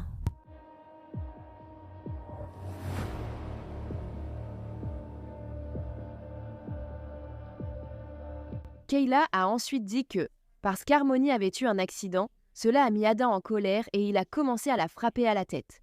Il a fini par la frapper entre 10 et 15 fois. Kayla a dit qu'elle avait demandé à Adam d'arrêter, mais il ne l'a pas fait. Ensuite, elle n'a même pas changé les vêtements d'Harmony. Pourquoi ? Parce qu'Adam lui a dit de ne pas le faire et qu'elle avait trop peur, car il lui a lancé, je cite, un regard de fou. Kayla a dit qu'après cela, elle n'a pas pu se rendormir. Vers 7 heures le matin, tout le monde était réveillé, et Adam était toujours en colère à cause de l'odeur dans la voiture. La famille est ensuite allée à la clinique de méthadone pour qu'Adam et Kayla puissent recevoir leur dose. Kayla est entrée la première, puis quand elle est ressortie, Adam est entré à son tour pour prendre la sienne. Quand Adam est revenu à la voiture après avoir pris sa dose de méthadone, il s'est de nouveau énervé à cause de l'odeur dans la voiture. Adam, a dit Kayla, s'est alors mis à crier sur Harmony en disant « Pourquoi tu fais ça ? Pourquoi tu ne nous dis pas quand tu dois y aller ?» Puis il a commencé à la frapper à la tête. Ensuite, Adam a conduit la famille au Burger King. Tout au long du trajet, à chaque feu rouge, Adam se retournait et continuait à frapper Harmony à la tête. Elle a rapidement commencé à émettre un étrange gémissement. Et Adam a dit à Kayla « Je crois que cette fois, j'ai fait quelque chose. Je crois que je lui ai vraiment fait mal. » Voici le trajet de la clinique de méthadone au Burger King à Manchester. Et il y a pas mal de feux de circulation sur le trajet, même si on ne sait pas combien était au rouge. Je suis sûre qu'Harmony s'est fait frapper par Adam plusieurs fois pendant le trajet. Comme vous le voyez, il y a beaucoup de feux de circulation. Et il a commencé à crier sur Harmony et a continué à la frapper à la tête de façon répétée. Qu'est-ce que Harmony faisait à ce moment-là, quand il a commencé à conduire le véhicule? Elle pleurait beaucoup. Elle pleurait beaucoup. Burke. Excuse-moi, Kayla. Est-ce qu'elle disait quelque chose? Non. Et Kayla, je veux que tu expliques aux jurés, aussi en détail que possible, ce qui s'est passé sur ton trajet de Abitopco jusqu'à ce Burger King. Adam plaisantait. Il était vraiment en colère à cause d'Harmony. Elle faisait pipi dans la voiture et il n'arrêtait pas de la frapper à plusieurs reprises. Sur le chemin du Burger King. Et il y avait quelques feux rouges. Et quand on était arrêté au feu rouge, il passait par-dessus le siège du conducteur, comme entre le siège passager. Et il la frappait juste à plusieurs reprises à la tête. Entre Abitopco et le Burger King, les prévenus ont-ils dit quelque chose à Harmony? Je lui ai dit de la fermer. Arrête de pleurer. C'est le Burger King où les Montgomery sont allés après être passés à la clinique de méthadone. Kayla a dit qu'en chemin, c'est ici qu'Adam avait agressé Harmony. À l'arrière, au moment des faits, avec Harmony, il y avait ses deux frères. L'un avait 2 ans et demi et l'autre avait 11 mois. Kayla a dit que lorsque Adam a frappé Harmony, Harmony a commencé à pleurer et le bébé de 11 mois aussi. Elle a précisé que son fils aîné ne pleurait pas très souvent. Il savait probablement mieux parce qu'il savait sans doute qu'il allait avoir des ennuis, se faire crier dessus ou frapper, ou autre, par Adam. Kayla a témoigné qu'elle avait levé le bras pour essayer d'empêcher Adam de frapper Harmony. Mais il lui a lancé un regard de pure méchanceté et elle s'est tout de suite retirée. As-tu essayé d'aider Harmony pendant qu'il la conduisait? Oui. Dis aux jurés ce que tu as fait pour essayer d'aider. J'ai levé le bras et j'ai dit d'arrêter. Mais il m'a regardé et il m'a donné... Ce regard qui était comme maléfique. Je n'aime pas ses yeux fous. Je n'ai pas aimé ça et je n'ai pas pu l'arrêter, l'empêcher de la frapper. Parce que lui, le regard qu'il m'a lancé était effrayant. J'avais peur. Une fois que la famille est arrivée au Burger King, ils sont passés au drive et ont commandé 3 sandwichs pour le petit déjeuner. Harmony était sous une couverture pour que personne ne voie les horribles blessures sur son visage.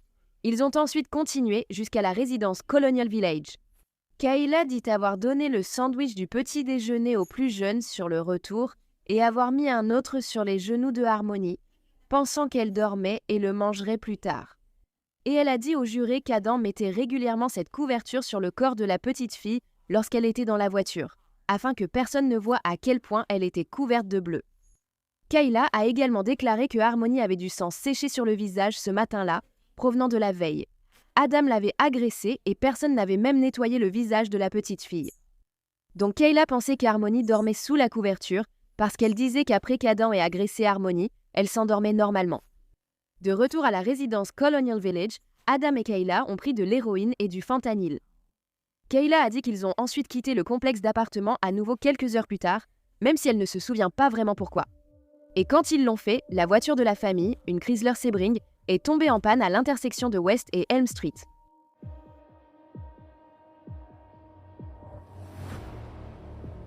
Adam, devant faire remorquer la voiture, est sorti pour réveiller Harmony et a alors découvert qu'elle était morte.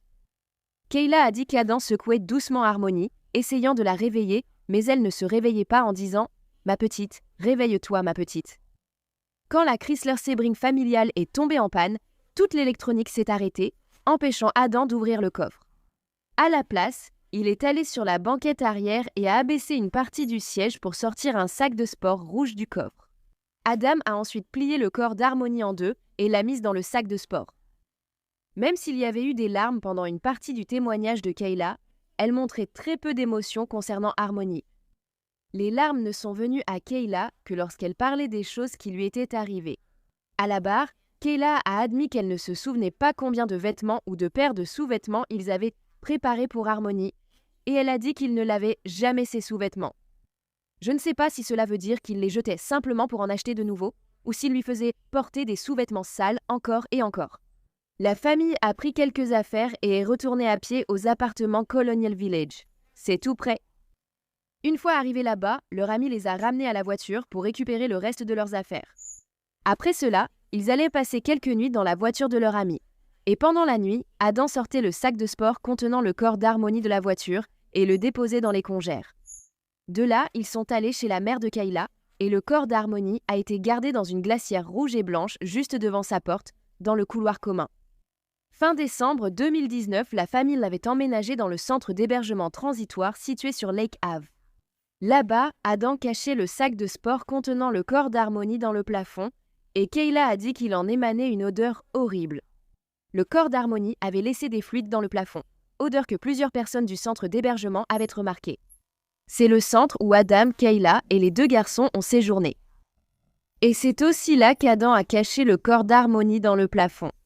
Les enquêteurs sont venus ici après avoir compris qu'Adam avait tué Harmony et ils ont pu retirer quelques dalles du plafond comme preuve pour son procès. Avant qu'il ne soit attrapé, la famille a finalement emménagé dans leur appartement de la rue Union.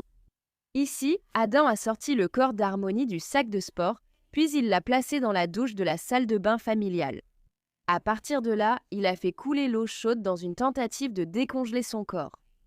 Une fois le corps d'Harmony partiellement décongelé, Kayla a utilisé des ciseaux pour couper son sweat à capuche, pendant qu'Adam utilisait les ciseaux pour couper les leggings de la fillette. Kayla a dit « J'étais là au début et j'étais là à la fin ». Elle a aussi dit qu'elle n'a jamais vu d'outils dans la salle de bain, même si elle savait qu'Adam avait une petite scie à main. Donc, Adam a démembré le corps d'Harmony dans la baignoire et plus tard, un plombier a dû venir pour déboucher l'évacuation. Le corps d'Harmony a ensuite été placé dans un sac d'un centre médical catholique rempli de chaux, car Adam pensait que cela aiderait le processus de décomposition, même si ce n'était pas le cas. Adam avait aussi dit à Kayla qu'il devrait peut-être utiliser un Nutribullet parce que ce serait un bon moyen de se débarrasser du corps d'Harmony. Et Adam a demandé à Kayla de le lui apporter à son travail chez Portland Pie Company. Alors Kayla a mis ses deux enfants dans une poussette, puis elle a mis le sac contenant les restes d'Harmony en dessous de la poussette. Et elle l'a emmené jusqu'à Portland Pie Company, où Adam l'a gardé dans la chambre froide, où les employés entraient et sortaient toute la journée et où l'entreprise lui stockait la nourriture. Adam avait aussi mis des condiments dans le sac, sûrement pour faire croire qu'il emmenait juste son déjeuner chaque jour. Normalement, on met son déjeuner au réfrigérateur, pas au congélateur. On ne met pas de condiments au congélateur. Kayla a ensuite déclaré que son mari avait conduit un camion U-Haul en mars 2020 sans qu'elle soit autorisée à l'accompagner. Mais à son retour, il n'avait plus les restes d'Harmony avec lui. Après le meurtre d'Harmony, Kayla a dit qu'Adam avait tenté de se suicider 2 fois et qu'il perdait la tête.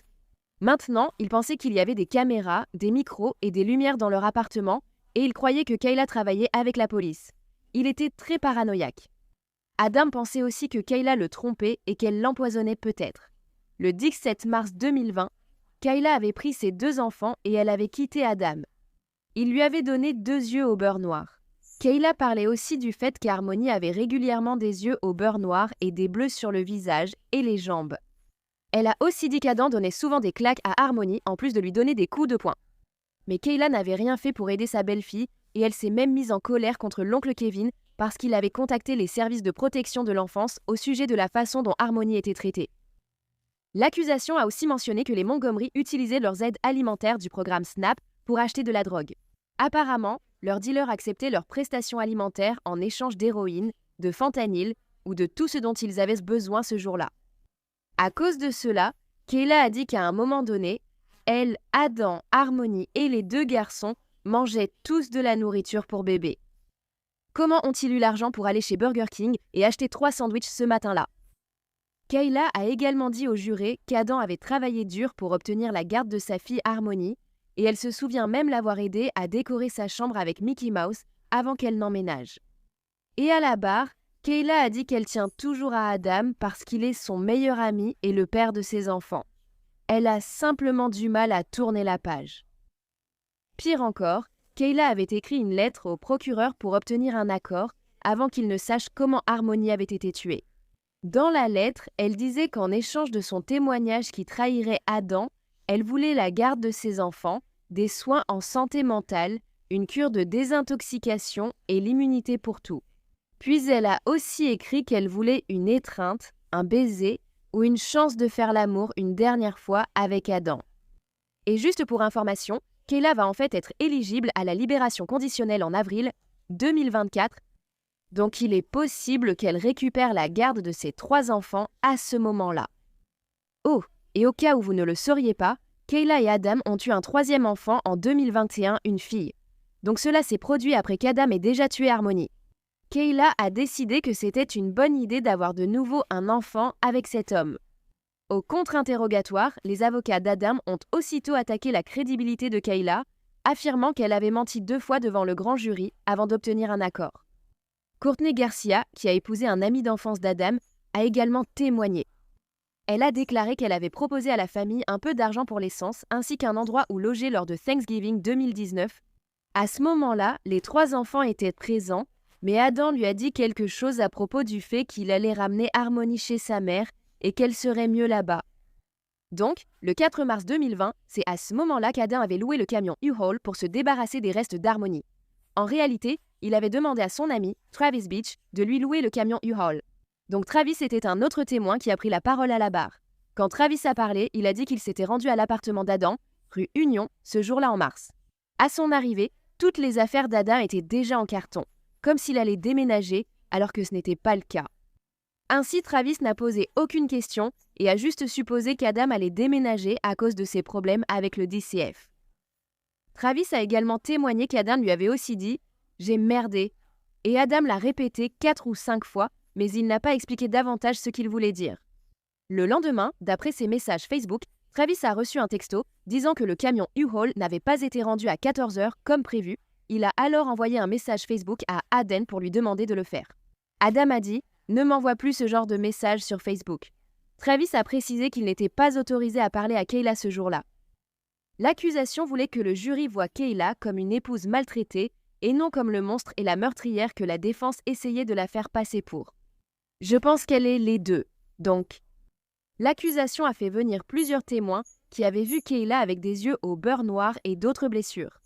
Une témoin nommée Roseanne Smith, qui amenait régulièrement Adam et Kayla à la clinique de méthadone, a déclaré qu'un jour de mars 2021, l'œil gauche de Kayla était gravement meurtri et commençait à se fermer à cause du gonflement. Elle a remarqué que ce bleu à l'œil n'était pas là la veille. Arrivé à la clinique de méthadone, Adam s'est éloigné de la voiture et Roseanne a tenté de donner son téléphone à Kayla, qui voulait appeler à l'aide. Mais Adam l'a remarqué et est revenu vers la voiture.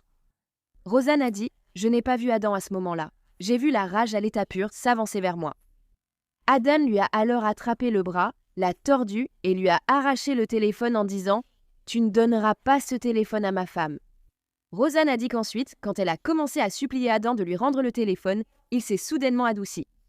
La colère sur son visage a disparu, mais elle avait été très effrayée par la colère qu'elle avait vue. Pendant le procès, les jurés ont vu une partie du plafond de l'abri de transition de la famille à Manchester, où Adam avait été accusé d'avoir caché le corps d'Harmony. L'État a indiqué que 2 ans plus tard, lorsque les enquêteurs sont retournés dans la chambre où la famille avait séjourné au refuge, ils ont vu de profondes taches de sang dans la bouche d'aération du plafond et ont senti une odeur de décomposition. Sur la dalle du plafond, autour du sang d'Harmony, il ne restait d'elle que les empreintes digitales et de paumes d'Adam. Nicole Giles était une autre témoin qui a en fait dû être arrêtée pour être amenée à témoigner. Elle craignait pour sa sécurité et celle de ses enfants et ne voulait pas être vue en lien avec l'affaire. Le juge a donc ordonné que son visage ne soit pas filmé. Nicole a résidé au centre d'hébergement temporaire avec les Montgomery en 2020 ici. Elle a dit que chaque fois qu'elle voyait Kayla là-bas, elle avait des bleus sur le corps et des yeux au beurre noir. Quand elle demandait à Kayla l'origine de ces bleus, Kayla répondait qu'elle était tombée ou que les garçons l'avaient frappée avec un jouet ou une bouteille. Quand Kayla était seule avec Nicole, elle lui confiait qu'en fait, Adam lui faisait cela et qu'elle voulait partir, mais qu'elle avait peur. Tara Hilbert, gestionnaire de l'immeuble de la rue Union où Adam, Kayla et les 2 garçons ont emménagé après le meurtre d'Harmony, a aussi témoigné. Elle a dit qu'en se liant d'amitié avec les Montgomery, elle avait appris qu'Adam maltraitait Kayla. En mars 2021, lorsque Kayla avait été gravement blessée par Adam, avec des yeux au beurre noir et le nez en sang, Tara avait aidé Kayla et les enfants à déménager dans un hôtel. Tara a également dit que lors d'une conversation avec Adam, il avait dit que sa fille Harmony lui manquait. Quand Tara a demandé où était sa fille, il a répondu qu'elle était à Lowell, Massachusetts, avec sa mère. Un autre témoin, Rebecca Mines, était amie avec Adam car ils faisaient tous 2 partie de la communauté des personnes en rétablissement, a-t-elle déclaré. Avant 2021, elle a dit qu'ils étaient des meilleurs amis et qu'ils voyageaient souvent ensemble. Adam a informé Rebecca qu'il avait laissé Harmony chez Crystal parce qu'elle continuait sans cesse de se faire caca dessus. Il a dit qu'il avait aussi essayé de prendre contact et de voir Harmony depuis, mais Crystal ne le lui permettait pas. Rebecca s'est souvenue d'un incident où Adam avait parlé des accidents de propreté de Harmony et il avait dit qu'il la mettait au coin pendant des heures parce qu'elle le faisait exprès. Et une fois, quand Adam a parlé à Rebecca de Harmony, il a dit qu'il la détestait profondément parce qu'elle lui rappelait sa mère, Crystal. Un enregistrement d'un appel passé par Adam depuis la prison a aussi été diffusé au jury. Dans cet enregistrement, il a déclaré « Les enquêteurs sont cinglés et la recherche de Harmony gaspille l'argent public. » La défense n'a appelé aucun témoin et avant les délibérations du jury, l'équipe de défense d'Adam a tenté de faire exclure le témoignage de Kayla des délibérations du jury. La défense a requis l'abandon des 3 chefs d'accusation restants, affirmant que Kayla manquait de crédibilité et qu'aucune preuve n'identifiait le meurtrier de Harmony. Le juge n'était pas d'accord et a rejeté la requête. Lors de ses plaidoiries finales, la défense d'Adam a affirmé qu'il avait déplacé puis caché le corps de Harmony, pensant à tort que ne pas le faire détruirait sa famille. La défense a également tenté d'humaniser Adam et d'adoucir la perception du jury à son égard, alors que l'État le décrivait comme un tyran enragé. La défense a ensuite déclaré que l'accusation selon laquelle Adam aurait battu son enfant pendant plusieurs jours, puis pendant des heures, le 7 décembre 2019, est tout simplement insensée. Non, c'est fou de le faire, mais pas de penser qu'il l'a fait. Ils ont poursuivi en disant « Adam a fait de très mauvaises choses, mais il n'a pas tué sa fille. » Puis, lorsque ce fut au tour de l'accusation de présenter sa plaidoirie finale, avec de la colère dans la voix, le procureur Ben Agati a déclaré qu'Adam pense que la vie et la mort d'Harmony étaient une perte de temps. Il a poursuivi en disant que, le jour de la mort d'Harmony, tout ce qu'il avait, c'était sa voiture, sa rage et ses poings. Après avoir appris qu'Harmony s'était souillée dans la voiture, il l'a tuée, furieux à cause de cet accident de propreté. Ben Agati a ajouté aux jurés que les seuls éléments d'Harmony restants seront avec vous dans la salle de délibération, sur cette brosse à dents rose et ce morceau de carreau de plafond ensanglanté. Et les autres parties de son corps, son torse, son visage, ses yeux, ce sourire. Seul l'accusé, alors que nous sommes ici aujourd'hui, sait où elle se trouve. Il ne peut pas révéler leur emplacement, car les preuves qu'elle porte montreraient qu'il a causé sa mort. Elle n'aura donc pas l'enterrement qu'elle mérite. Le 22 février 2024, Adam Montgomery a été reconnu coupable de tous les chefs d'accusation retenus contre lui. Meurtre au 2e degré, agression au 2e degré, falsification de preuves matérielles, atteinte à l'intégrité d'un cadavre et intimidation d'un témoin. Après l'annonce du verdict d'Adam, la mère d'Harmony, Crystal, a déclaré qu'elle était très soulagée, mais elle a souligné que l'affaire n'était pas terminée, pas tant qu'Harmony n'est pas retrouvée. Crystal a également déclaré qu'Adam est manipulateur et qu'il essaie toujours de se donner une image de dur. Elle a dit que lorsqu'elle a appris qu'elle allait avoir une petite fille, elle a eu très peur parce qu'Adam déteste les femmes. Crystal, désormais sobre, a demandé à un tribunal du New Hampshire de déclarer officiellement Harmony décédée. Crystal tente aussi de retirer Montgomery du nom d'Harmony pour qu'elle soit connue sous le nom de Harmony Renesori. Si son corps est retrouvé, elle prévoit de l'incinérer. Le détective principal John Dunleavy a reconnu que malgré la condamnation, la victoire était incomplète car Harmony Montgomery restait introuvable. Il a ajouté « Nous ne l'avons pas retrouvée. Je serai encore là environ 15 ans.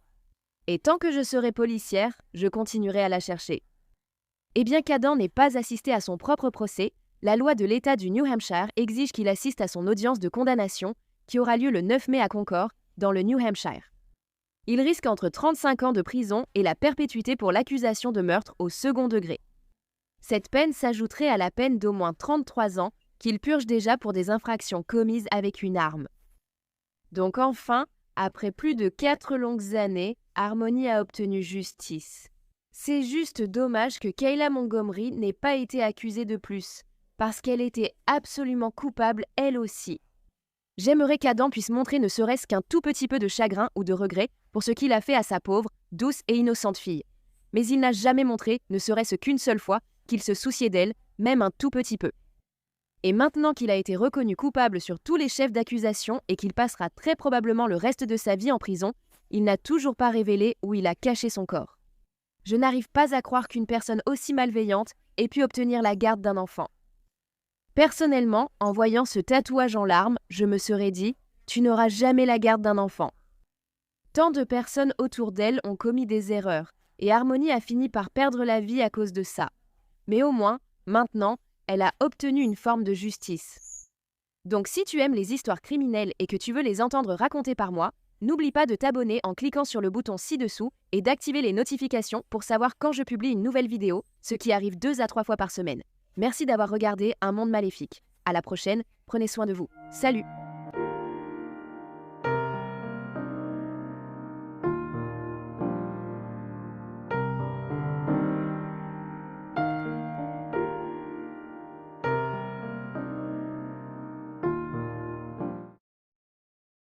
Je ne comprends pas pourquoi quelqu'un lui ferait ça. Une mère en deuil ne peut pas répondre à la question que tout le monde se pose. Pourquoi quelqu'un aurait-il tué la petite Haley Dunbar Blanchette et son père, Terry Blanchette? La police dit qu'elle cherche encore des preuves pour expliquer pourquoi.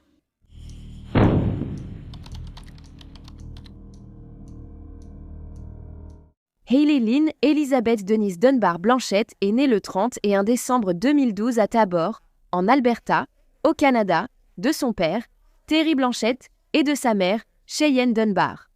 C'était une petite fille douce et joyeuse qui se faisait facilement des amis. Ali adorait jouer au parc, faire du quad avec sa famille, câliner les animaux et jouer dans l'eau. Elle était enfant unique et ses parents l'adoraient. Son père l'appelait aussi sa petite princesse. La mère et le père de la fillette, qui diraient chacun de l'autre qu'ils sont de bons parents, avaient une relation en dents de scie.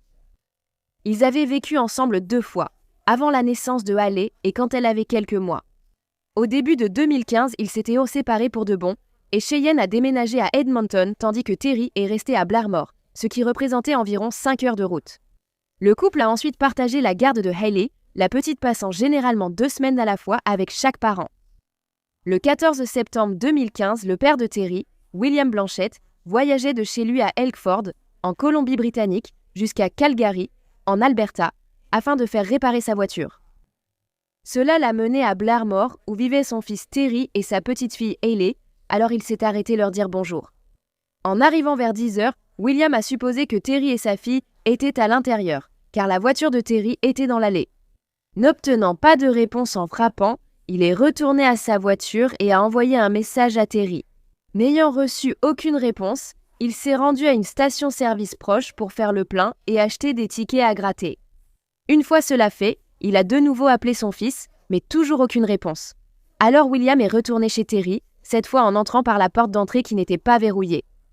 En entrant dans la maison, William a constaté qu'il y régnait un silence total. Il a aussi remarqué que plusieurs objets avaient été renversés et fouillés, comme si quelqu'un s'était introduit par effraction. Puis le grand-père est entré dans la salle de bain et a allumé la lumière. Là, il a vu son fils allongé sur le sol, partiellement recouvert d'une couverture et entièrement couvert de sang. Terry était mort et il n'y avait aucune trace de Haley dans la maison. William a immédiatement contacté les services d'urgence. Lorsque la police est arrivée, elle a découvert que Terry avait subi de nombreuses blessures à la tête, qui ont ensuite été estimées à environ 30. Il avait également 12 blessures par arme blanche sur le corps et une grande entaille qui allait d'un côté de son cou à l'autre. Les autorités ont ensuite découvert une grande quantité de sang sur le lit de Terry, sur le sol de la chambre et dans le couloir. Il semblait que l'attaque avait commencé alors qu'il était au lit, puis qu'il avait été traîné dans le couloir jusqu'à la salle de bain. Du sang a aussi été retrouvé sur la porte menant à la chambre de Hallie, sur sa poupée et ses couvertures dans son berceau. La police a aussi trouvé des empreintes de pas ensanglantées quittant la maison. Les agents ont fouillé la maison et les environs pour retrouver Hallie, sans trouver de traces d'elle. Une alerte Amber a donc été lancée pour la petite fille. Il s'est avéré que tôt ce matin-là, vers 3h30, le voisin de Terry avait entendu un bruit qui l'avait réveillé. Quand il a regardé dehors, il a vu une camionnette utilitaire blanche dans la ruelle derrière chez lui. Le voisin a aussi dit aux autorités avoir entendu les gémissements d'un enfant venant de la camionnette ou de ses abords. C'était un bruit de gémissement, de pleurnichement, un cri. Il a décrit le véhicule vu comme une camionnette blanche récente avec une grande antenne arrière à laquelle était fixé un drapeau. Cette information a ensuite été intégrée à l'alerte Amber diffusée pour Hallie. Moins d'une semaine auparavant, le 9 septembre, il y avait eu un autre meurtre dans la communauté. À seulement quelques minutes de l'endroit où Terry avait été brutalement tué, Anna Miktek, âgée de 69 ans, avait également été assassinée à l'intérieur de sa maison. Quelqu'un était entré par effraction et il y avait des signes d'entrée forcée et de lutte. La tête de la femme âgée avait été fracassée et sa gorge tranchée, tout comme Terry. Cela a laissé de nombreuses personnes dans la communauté très inquiètes. Elles craignaient qu'un cambrioleur et meurtrier ne cible les maisons du quartier. Cependant, les autorités ont rapidement écarté tout lien entre les crimes. Après la découverte de la disparition de Hallie, sa mère, Cheyenne, s'est précipitée chez Terry pour essayer de retrouver sa fille. Entre-temps, la police avait sécurisé les lieux et essayé de trouver des indices sur l'identité de l'auteur et sur l'endroit où se trouvait Hallie. Le lendemain, le 15 septembre, les autorités ont annoncé lors d'une conférence de presse qu'elles avaient interrogé un suspect potentiel en lien avec le meurtre de Terry et la disparition de Hallie. Cependant, elles n'ont donné aucune information supplémentaire à ce moment-là. Le public découvrira plus tard que Larry Zaretsky, propriétaire d'une entreprise locale de pressing appelée Prestige Cleaners, a appelé la police après avoir entendu parler de la camionnette blanche dans l'alerte Amber. Il leur a dit que ces camionnettes correspondaient à celles que son entreprise utilisait. Et il avait récemment découvert que l'une d'elles avait été prise sans son autorisation entre le 13 et le 14 septembre Zitadoke. La dernière fois que ce véhicule avait été utilisé pour le pressing, c'était le 11 septembre. Après cela, il avait été garé dehors, mais Larry a ensuite remarqué qu'il avait été déplacé de cet endroit. Il a aussi remarqué plus de kilomètres au compteur. Après avoir contacté les autorités, elles lui ont dit qu'elle viendrait rapidement à son entreprise pour lui parler en personne. Alors qu'il attendait les agents, le fils de Larry, Derek Serexky, aussi employé de l'entreprise, entra dans le pressing. Le jeune homme de 22 ans semblait un peu étrange à son père, comme s'il était inquiet et avait besoin de lui parler de quelque chose. Cela a donné à Larry un mauvais pressentiment. Il a dit à Derek que la police cherchait un enfant disparu, puis lui a demandé s'il savait quelque chose. Derek a alors répondu « Hallie est au paradis maintenant ». Déconcerté, Larry a posé plus de questions, mais à ce moment-là, Derek est devenu incohérent et a commencé à parler de façon incompréhensible. Lorsque la police est arrivée quelques minutes plus tard, ils l'ont arrêté. Après avoir fouillé la camionnette du pressing, les autorités ont trouvé du sang à l'intérieur. Le luminol a révélé des traces sur le siège du conducteur, le volant, la manivelle de la fenêtre, le plancher, la porte latérale, la poignée de porte, et il y avait aussi une grande trace sur le plancher de la camionnette qui comprenait l'empreinte d'un pied nu. Les enquêteurs ont aussi constaté l'absence de tapis de sol dans le véhicule. La police a alors délivré un mandat de perquisition pour l'appartement de Derek, situé dans le même immeuble que le pressing. Ils ont retrouvé les 2 tapis de sol roulés, identiques à ceux manquants dans la camionnette. Du sang a aussi été découvert sur une poignée de porte et des gouttes dans le salon et la cuisine. De plus, ils ont saisi des gants en latex, des vêtements et des bottes de cow-boy qui portaient tous des traces de sang. Une variété de couteaux, de cutters, des livres sur le meurtre et un dictionnaire médical ont également été saisis comme preuve. Sur la table basse de Derek, les autorités ont découvert un graffiti écrit à la main qui disait « Ce n'est pas la fin, la mort n'est que le commencement ». Encore plus troublant, il y avait un verre doseur rempli de sang dans sa cuisine et un carnet avec une page où il était écrit « Anna, somnifère pour les chiens. La femme âgée, Anna, qui venait d'être tuée quelques jours auparavant, possédait des chiens. Son nom avait ensuite été rayé. En dessous, il était écrit « Shai, Terry et le bébé I2 » qui étaient tous également rayés. Et ironiquement, sous ce qui semblait être sa liste de cibles, il avait noté les horaires d'ouverture d'une église particulière pour chaque jour de la semaine. Lorsque la police a d'abord interrogé Derek, il a refusé de révéler où était allé et nié tout lien avec les crimes. Il est resté évasif avec l'officier chargé de l'enquête pendant plus d'1 heure, lui disant qu'il ne se souvenait de rien, que Dieu l'avait forcé à le faire et que le diable le poussait à faire de mauvaises choses. Mais après quelques heures d'interrogatoire, Derek Seretsky a fini par admettre que la veille, il avait tué à la fois Terry et Haley. Il a avoué que dans la nuit du 14 septembre, il s'était introduit chez Terry, portant un masque et armé d'un pied de biche et d'un couteau. Il a trouvé le père endormi dans son lit et il l'a attaqué, finissant par lui trancher la gorge et le traîner jusque dans la salle de bain. À l'étage, Derek a pris Haley dans son berceau, l'a sortie de la maison et l'a mise dans la camionnette. Elle doit rentrer à la maison. Où est-elle, mon pote?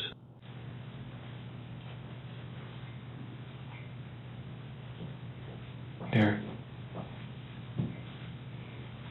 Où est-elle?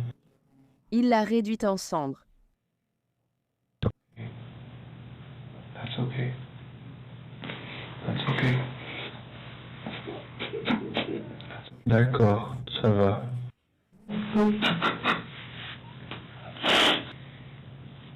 In the bush where you burnt her? C'est là qu'elle est morte? Oui. Comment tu l'as tuée?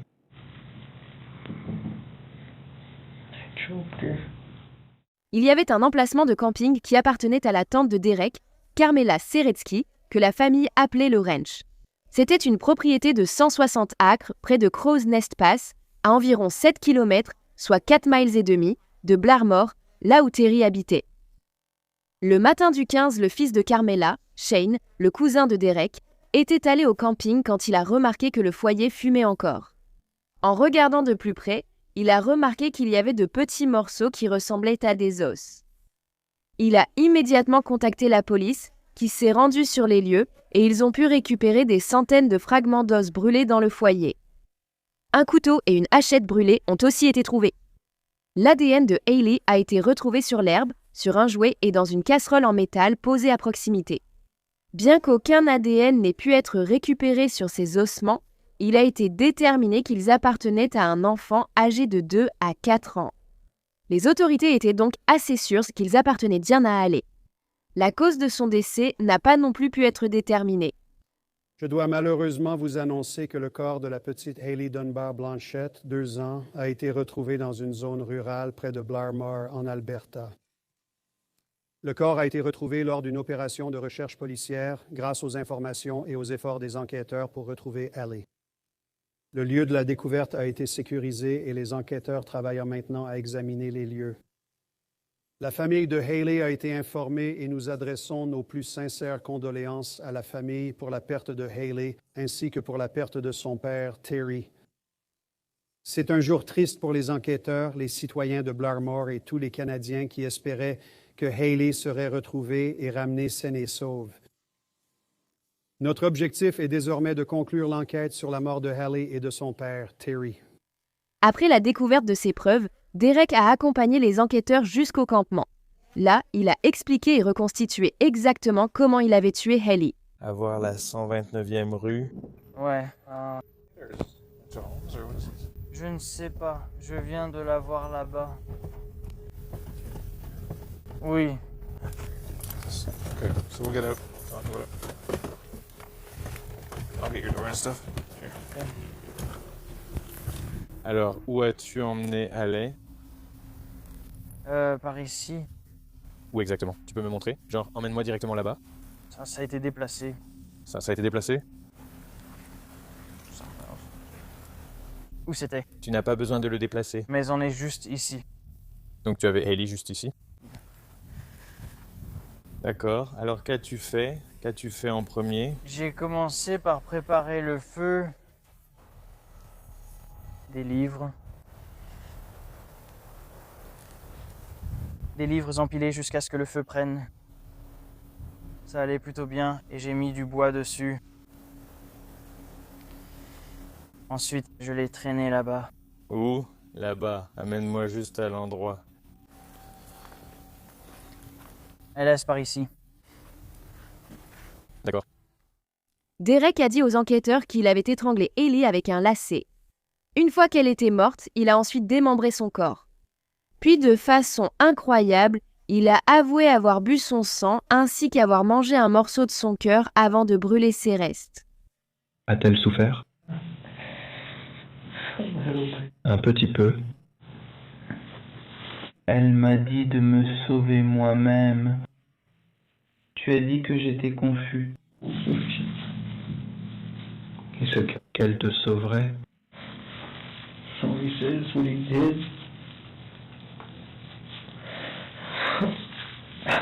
Comment l'as-tu étranglée? On l'a tué. Où as-tu trouvé le lacet? Je ne sais pas, non. J'avais juste une de ses affaires. Qu'est-ce que t'as coupé qui était à elle? Quelle partie d'elle as-tu coupé?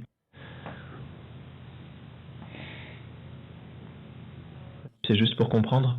Ce n'est pas à elle. Parle-moi en. Tu les as coupés? J'ai mangé un peu de son cœur. Tu as mangé un peu de son cœur? Pour essayer de renforcer le mien. Qu'est-ce que ça t'a fait ressentir? J'essaie de récupérer son sang pour utiliser sa force, pour me renforcer. Qu'est-ce que ça t'a fait ressentir? Un peu plus fort? Oui, cela t'a peut-être aidé à dire la vérité aujourd'hui. Est-ce que ça m'a rendu plus fort? Vraiment? Je ne sais pas, je ne sais juste pas quoi faire. Mais pourquoi? Pourquoi avait-il fait ça à une petite fille innocente et à son père? Derek connaissait la famille car, selon lui, il fréquentait la mère de Hallie, Cheyenne, quand Hallie n'avait que quelques mois. Il a dit qu'il avait encore des sentiments pour elle. La raison pour laquelle Derek a affirmé avoir tué Terry était qu'il pensait que celui-ci avait été violent envers Cheyenne, qu'il était un père terrible et qu'il lui avait déjà lancé un regard noir. Il disait aussi que Terry l'avait déjà attaqué avec une batte et qu'il croyait qu'il le suivait et le traquait. Derek a ensuite déclaré aux autorités qu'il avait tué Hallie parce qu'après avoir vu des photos d'elle sur les réseaux sociaux, elle ne semblait pas heureuse avec son père et il ne croyait pas qu'elle avait une bonne vie. Donc, lorsqu'il s'est introduit chez Terry cette nuit-là, Derek pensait toujours que Cheyenne vivait là. Il n'avait aucune idée qu'ils s'étaient séparés et qu'elle était partie. Ce qui signifie qu'il essayait très probablement de la tuer elle aussi. Maintenant, selon Cheyenne, elle n'avait jamais eu de relation amoureuse avec Derek. En réalité, elle avait eu une amitié de 5 mois avec lui à l'époque où elle et Terry s'étaient séparés, alors que Hallie n'était encore qu'un bébé. Ils se voyaient quelques fois par semaine, et la dernière fois qu'elle lui avait parlé remontait à quelques années.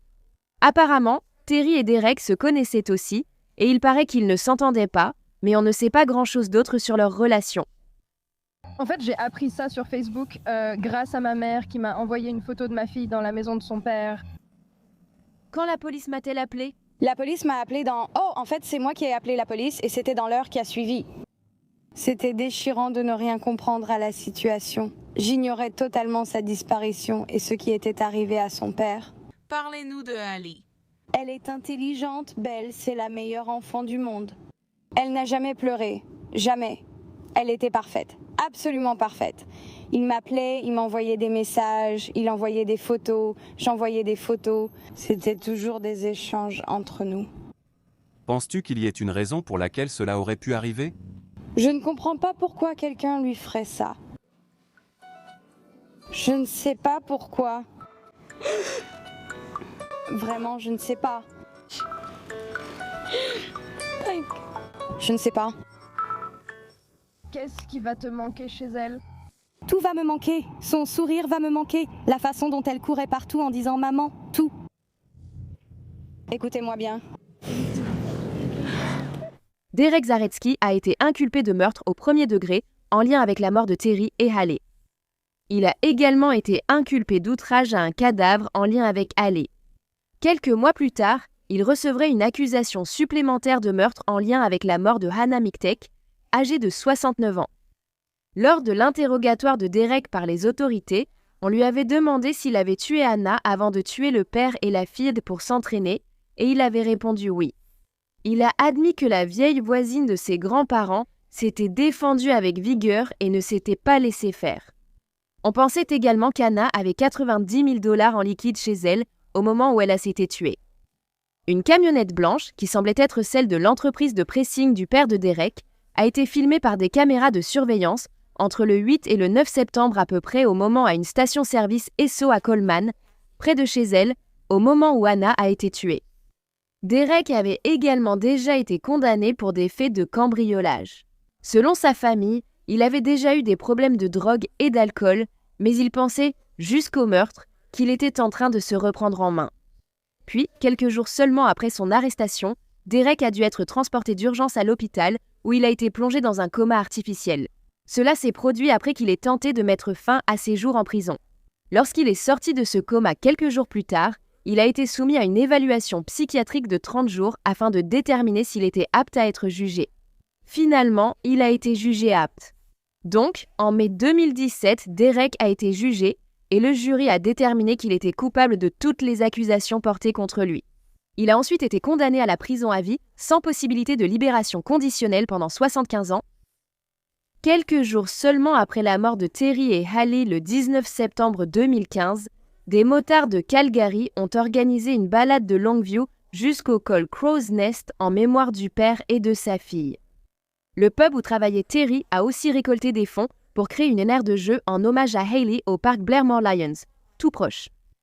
Une cérémonie commémorative a eu lieu pour Terry et Hallie Blanchette le vendredi 9 octobre 2015 à la Crow's Nest Consolidated High School en Alberta. Ils ont ensuite été enterrés côte à côte au cimetière de Passburg, en Alberta.